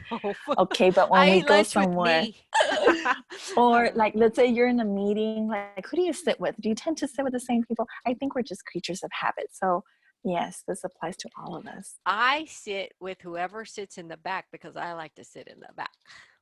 Okay, next. Nita says, what does Nita say? Due to COVID-19, we had to move all of our ESL classes online. I was worried about having volunteers start dropping out, but no, they all adapted to the situation and became flexible with all program changes. That's good to hear. I think that speaks to the resiliency of your teaching style and their environment, But Shane had added active participation. I think he's telling you where it goes. I inform my students they will be called on to answer questions and maybe even work at the board. I then explain that there's no pressure to be right because we are all learning. That's probably flexibility too. Where was it? Well, he said active participation, and I'm trying to see. Oh, that's the very first one. Here? Under, yes, ma'am. Mm-hmm. Okay. So what am I putting?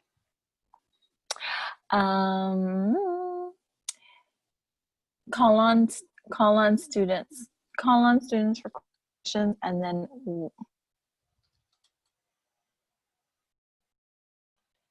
call on students for questions. I missed the other part. Go to the board. Call on students for questions and board.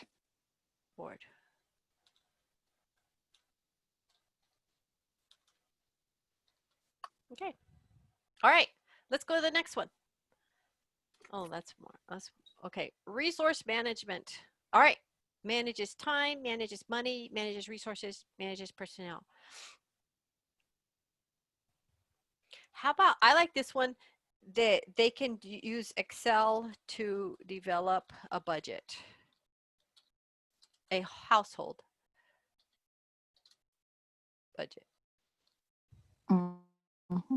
Because you're using technology and you're using math and you're having them think about managing money. But this says group projects requiring allocation of limited finances. But I think that having to start with their own household budget, like making a budget dependent upon their needs. Well, but you could even divide it into groups. It's going to do expenses, and one's going to So you could always break it up to make one Or central budget, even, but that's a really good idea. yeah, well, and yeah, or even like you said, group, like give them a dollar amount and say, okay, develop a budget that you can live on with this as a group. Okay, what does Ruby say? Ruby had mentioned this for the previous example. Have students, for example, math students, to work with different instructors in order to adapt to different modes of learning and teaching. Or would that go with up here somewhere? Yes. Um,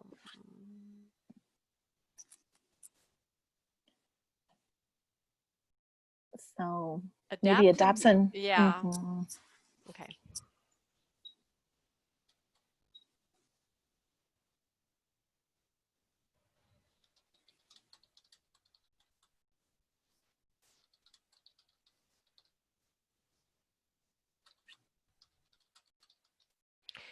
That's really big, Ruby, especially for our ESL students that don't want to leave their teacher. And so this might help them get used to others.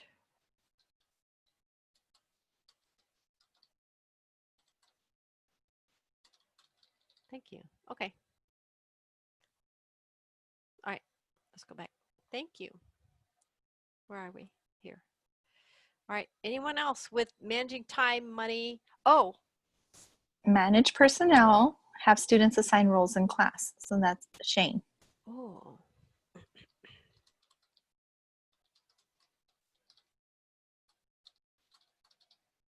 Okay.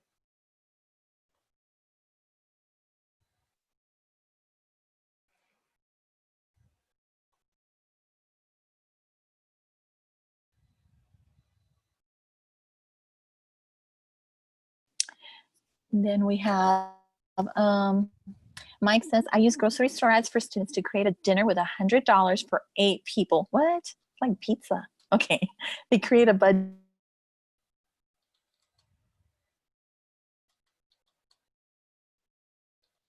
Liz, if you're speaking, you're cutting out.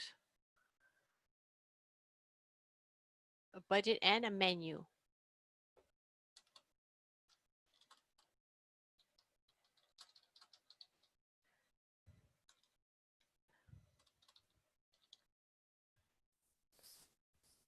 Liz, are you there? I am. Can you hear me? Okay. Yeah, I can hear you now because you cut out for a moment there. Okay. Let's see. Zamora says develop graphs.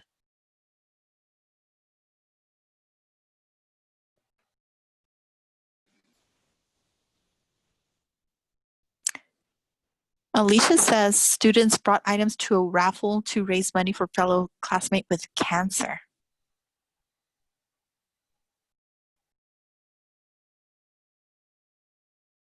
Would that be managing? What would that go under, Alicia?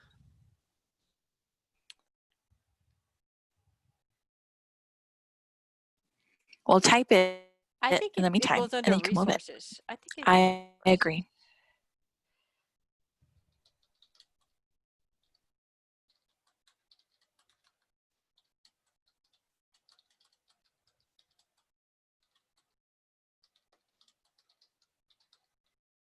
Oh, manages money. Oh, wait. Go ahead.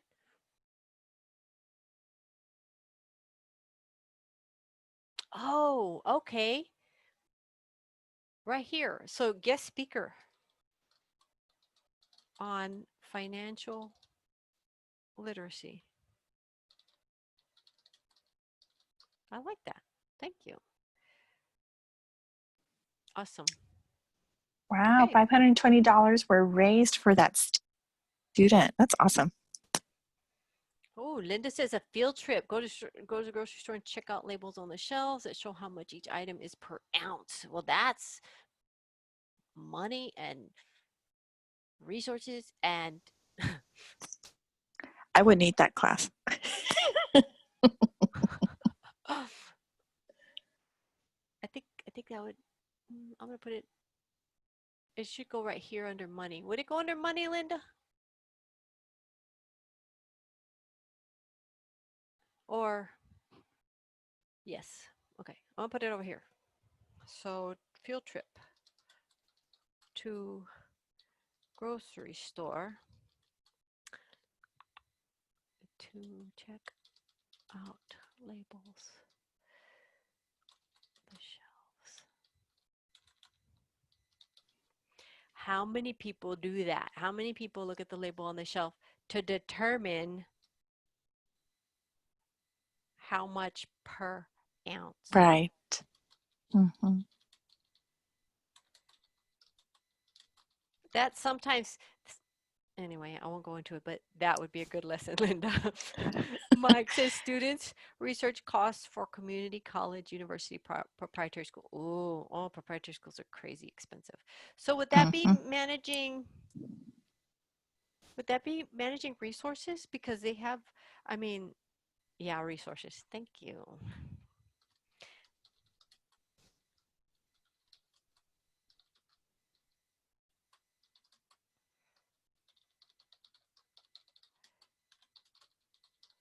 So I hope that this is giving you an idea of different things that you can do to incorporate in your classroom to integrate these employability skills. So, okay, let's go. Hey, how about on managing time?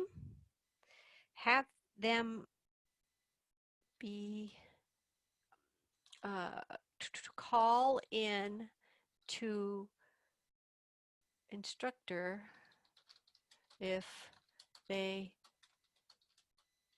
are not going to be in class or late to class. And this could be twofold. There, because you could treat your class as a job and you're getting them prepared. So if you're not going to go to work, then you're going to call in and let your employer know that you're not going to be there. So if you're not going to go to class, it's common courtesy that they call you and let you know that they're not going to be in class. Or if they're running late, same thing. If they're running late to work, don't they need to call and let somebody know? So you have them contact you somehow that they're going to be late, just as they would contact an employer. So that's kind of getting them into that. So Nita says, have students meet their due dates for exams. Okay, very good. And they're offering examples of how they do that using WhatsApp and Remind when you're talking Oh, about okay. calling into the instructor. Okay. So Okay. they can relate. Good deal. Taking ownership. Right. Write in text for absence to instructor. Oh, okay.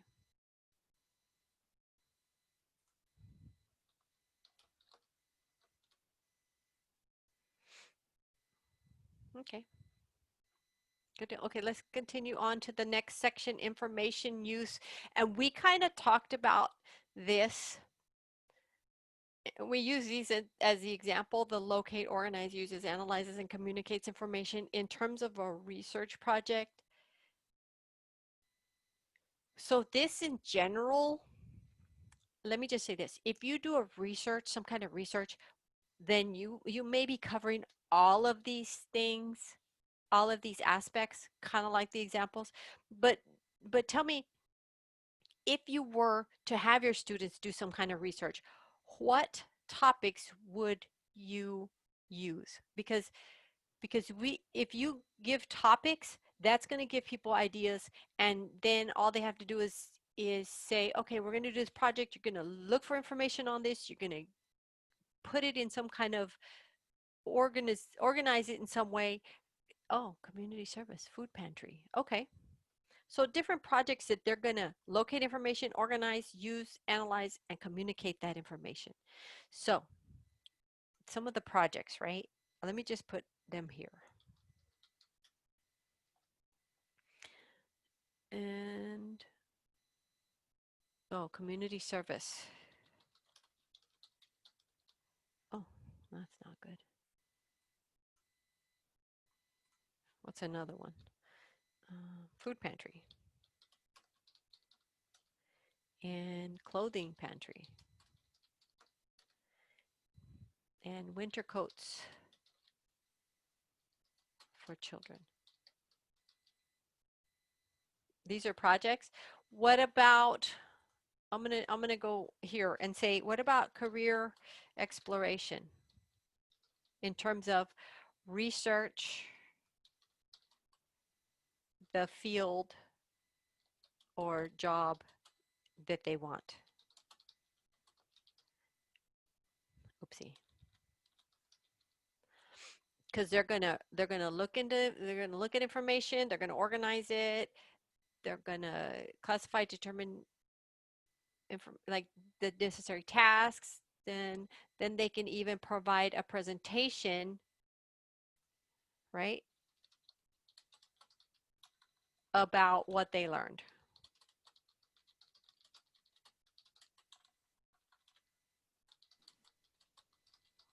Okay.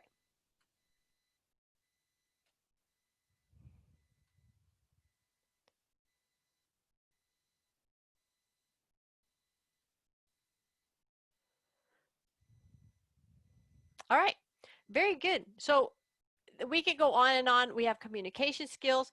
So you have this handout to think about different activities that you can incorporate communication skills.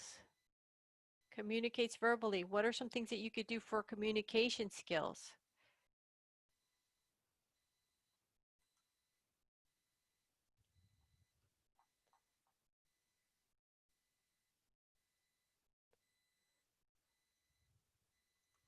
Provide oral responses to impromptu short questions. Share ideas and feedback.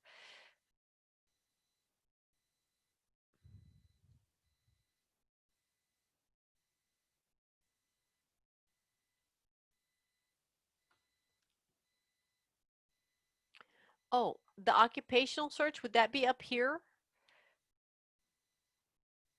The career exploration, occupation search.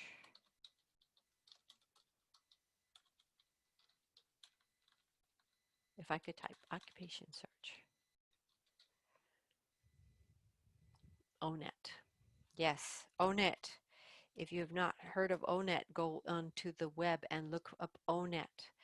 It's great. It's a great resource. So communication verbally. Okay, so we're in communication. So verbally role play at a restaurant. Oh, that's great. Well, okay, role play at a restaurant or doctor's office. While socially distancing. Oh yeah. Oh, and um, with the teacher.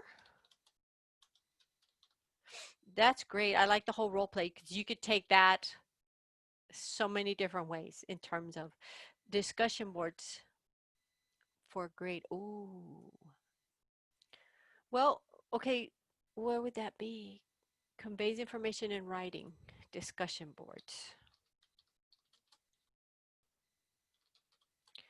online.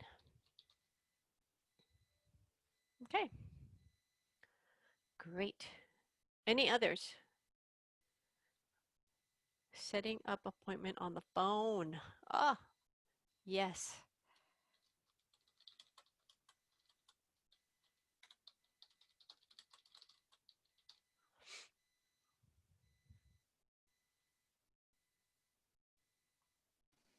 I had once seen a presentation where you're doing conflict resolution or problem solving, and then you're role playing how you would resolve the issue. But if a student who's observing it thought there was a better way, they would say, freeze, and then they would take your place as the actor and then implement their own strategy on how they would resolve the situation.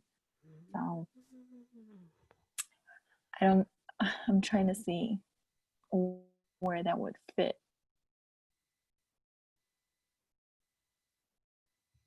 Observes carefully, interpret it written, follows and takes directions. Maybe adapt accordingly. Well, that's Under kind of several. listens actively. Role play interview for, oh, where would that be? Role playing interview for job. Communicates verbally? Interview for job? Yeah. Because I Okay. think these are very broad Yeah. concepts or skill sets. Setting up an appointment on the phone, returning an item to the store. Oh, yes. Returning item to store. And communicating with manager.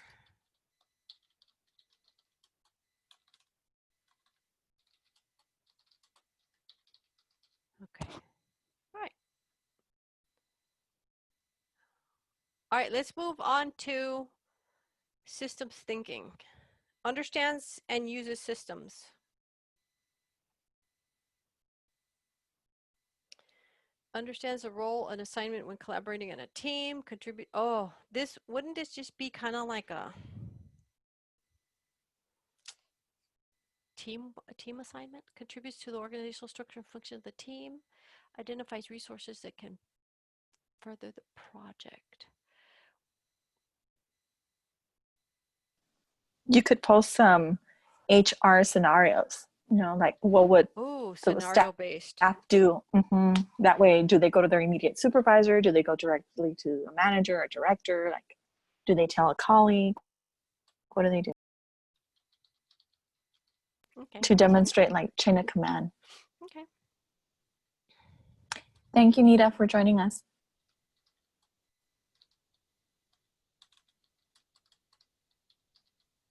I think we're ending at 4, but let's continue, and I think we're almost.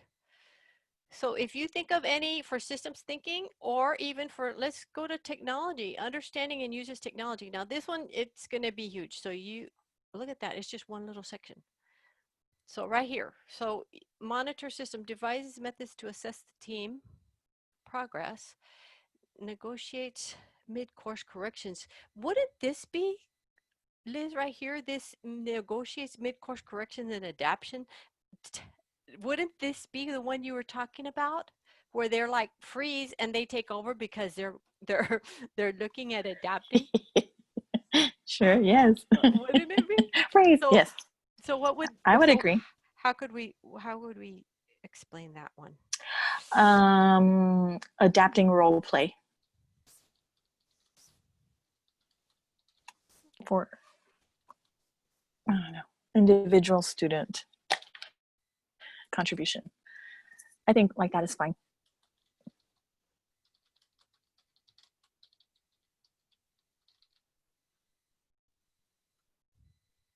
Okay, everybody, it's getting pretty quiet out there. All right, last one. I know. Technology use. Uses appropriate problem solving with software glitch. Oh, okay. I think that's our everyday life. Maybe, but now I think the students can create some type of presentation or flyer or demonstrate a how-to. They could create their own video on how to troubleshoot or access something, like kind of like to teach another student. Mm-hmm. So Kay says problem with software glitch, monitor system. That's up there at the top. Yeah. All right. So I think we're Shane okay. says set up account for myged.com or an email account. Under That's technology. Oh, that's great. So set up their own account. Set up an account for GED or an email account. Okay, great. That's a great one. Well, how about just using distance learning programs in general? This one, Microsoft Office, meaning Word, Excel, and PowerPoint. Set up VM on phone. Oh. That darn voicemail. Yes. Okay. Well, somebody did that. Mike said, I started a class for tech newbies with little or no skills to prep for them for the Microsoft certification. Yeah. So yeah, Microsoft Office. That's super important. That's all everything they need. All right. Okay, so thank you. I'm going to go ahead and go back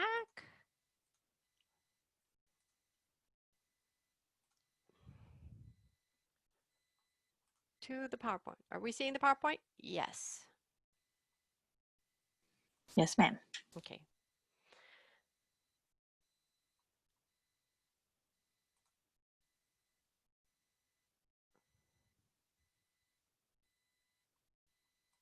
All right. So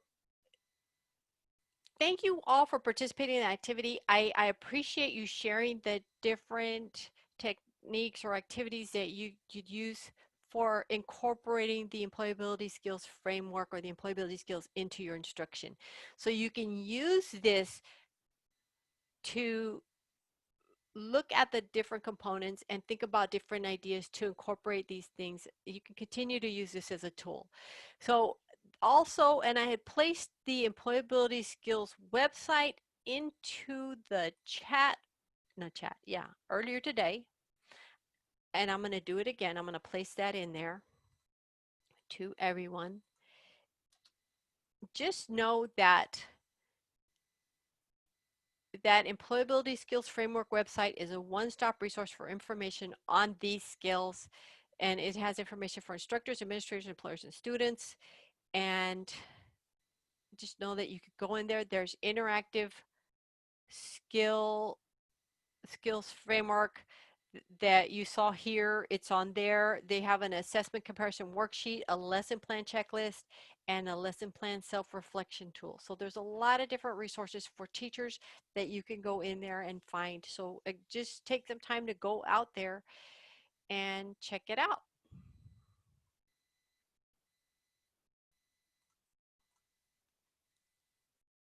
So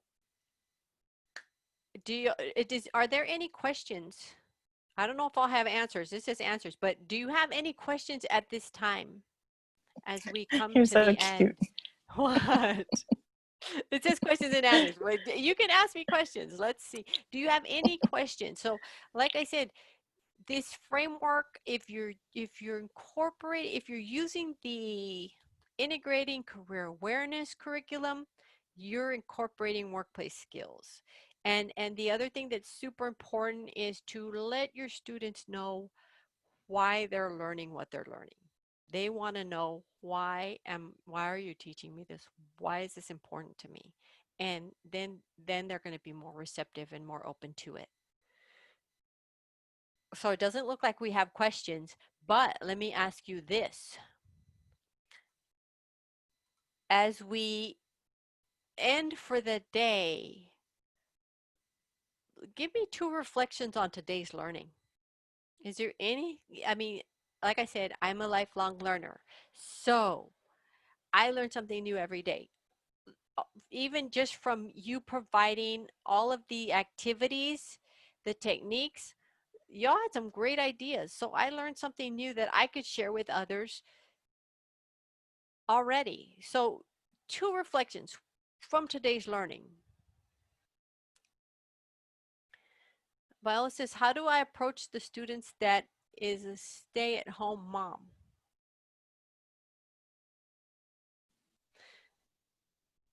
So we talked about the skills. Let me just say this. Viola, are you saying that they may not want to learn employability skills because they don't plan on working? If yes, okay, so this is the deal. So adult education is about transitioning our students to college or career. Oh, but wait a minute. It's maybe if this is a literacy program, it's a little bit different. But let me just say this. And these are just some sad stories, but I had some individuals, and it's not, you hear this a lot, and I've seen it. We had a couple that was coming to class just to learn English, just to learn English. And the it just so happened that the husband got sick over the holidays and he passed away. And he was a major breadwinner. So his wife was thrust into having to work because he was gone. So she didn't plan on working because she was a stay at home mom, but life happens and she had to do what she needed to do. So then it was a priority. So one of the things that we could say is this may not be something that you feel that you need, but it's really important to have these skills just in case. We don't want to tell them this whole horrible story, but it's good to have these skills and to know about this. Because even at that, if she gains these skills, she could teach these to her children. Because one of the things that I found is I had to teach my children a lot of these things because they did not get it at school. So I taught my children how to call the bank, how to call and make an appointment, how, so all of these things that we're teaching our students, even if they're not going to use it, they can transfer that and teach their kids because this is going to help their children function better in society as a worker, as a member of community. Does that make sense, Viola? I hope it does. I hope I've shared that. Okay, so ideas. Let's see. What do we got? Student might Thank you, Linda. There you go. I didn't even read that. So the student might not use the work skills, but their child might. And Shane says, we have such a great opportunity to help our students, and sometimes we just need an exercise like today to revive our excitement. Thank you. Great resources. Yes. Ideas for helping customers write better resumes, ideas for helping customers write goals. Thank you. Lots of great workforce resources. Your point on explaining why the lesson is important to them because they do not always understand that everything they learn could be important. Thank you. Yes, Mary, correct. So great. A lot of great information. Yes, Janine. Olga, and to add to your point, for our ESL learners, they're coming from another country, so they may be unfamiliar with American systems. So they are maybe very well familiar with conflict resolution, but maybe they're not aware of chain of command in an employment, or let's say they're volunteering somewhere. And so that's what they need to learn is like, what is it like in the US? And then another thing is if they're volunteering in their community or they're doing some type of anything that they're working in their community with their neighbors or maybe at their child's school, they're not necessarily working, but they still need to have those employability skills to maintain or communicate with other people. So just wanted to bring that up. Thank you. That's a good point. Thank you so much for that, Liz. And thank you everybody for the reflections. I appreciate it. I like hearing seeing your reflections, your two thoughts for the day. Collaborate. Alicia says collaboration amongst all was amazing. Thank you. Viola says some of my students love to learn about American culture, customs, and society. Exactly. And thank you, Liz, for mentioning that. Mike says all of our students have talents and skills. You got that right. So thank you all. Thank you so much. You like my cell phone that says thank you because you might be on your phone. So thank you. Thank you, everybody.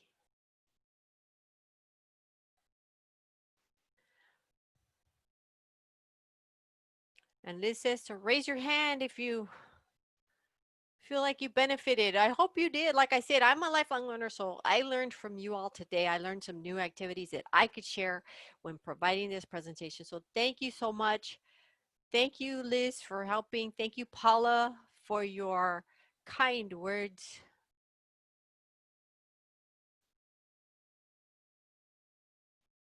Thank you for joining us, Paula. Thank you, everybody, for joining us.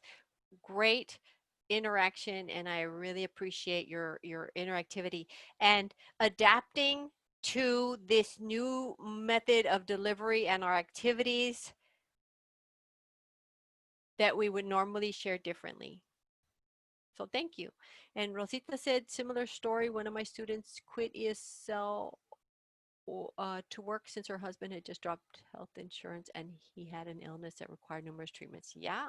So they just never know. You just never know. Like somebody said, life happens.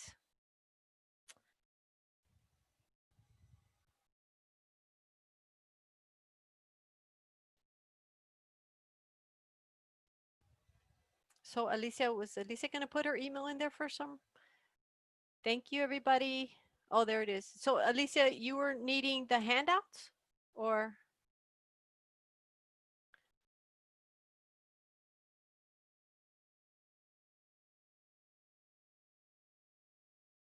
Oh, okay. Alicia, the handouts are also, everybody remember the handouts are also in the app, in the conference app, but we can get those sent to you, Alicia.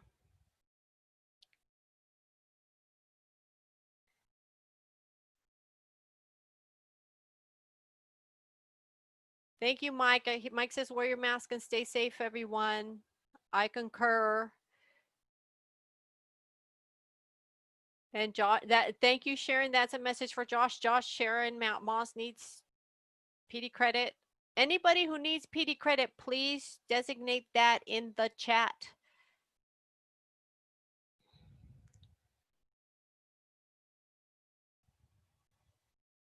Thank you.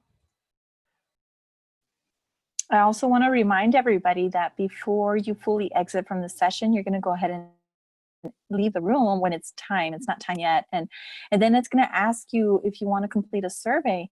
And so your feedback is very important to us. It's only a few questions. It's maybe like 5 questions, and you could add comments if you like. And I think it would be really great to know your thoughts on Olga's presentation today. Thank you. That helps us improve for future sessions. So thank you.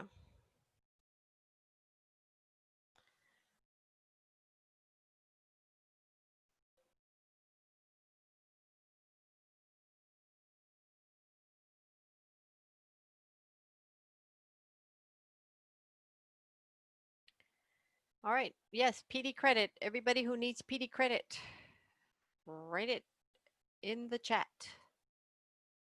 And Josh, thank you so much for your assistance today.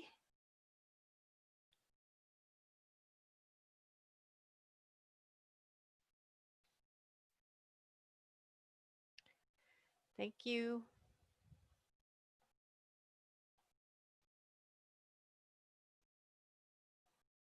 I spent a couple of days with Monday and today with Josh. Yesterday was with Kathy.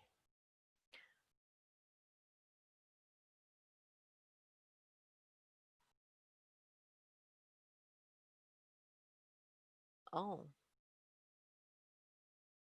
Are the survey comments anonymous? Good question.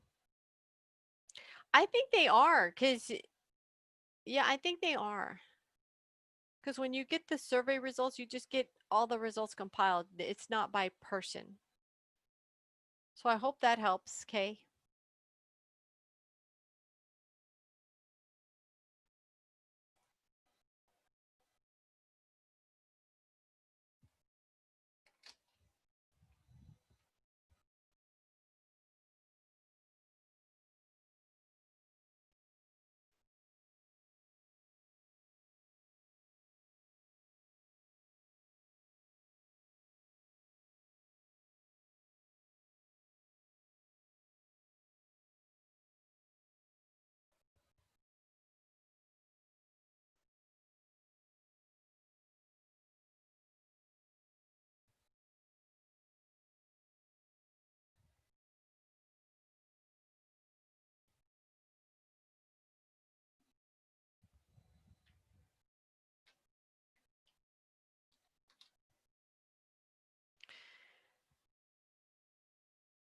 Okay, I guess we're done. Thank you, everybody. Oh, we still have people writing credit, please. All right, I think we're done. Liz, thank you so much. Josh, thank you. Everybody, thanks for being here. Have a great rest of the week, and I hope you enjoyed the conference. Thank you all. Josh, thank you.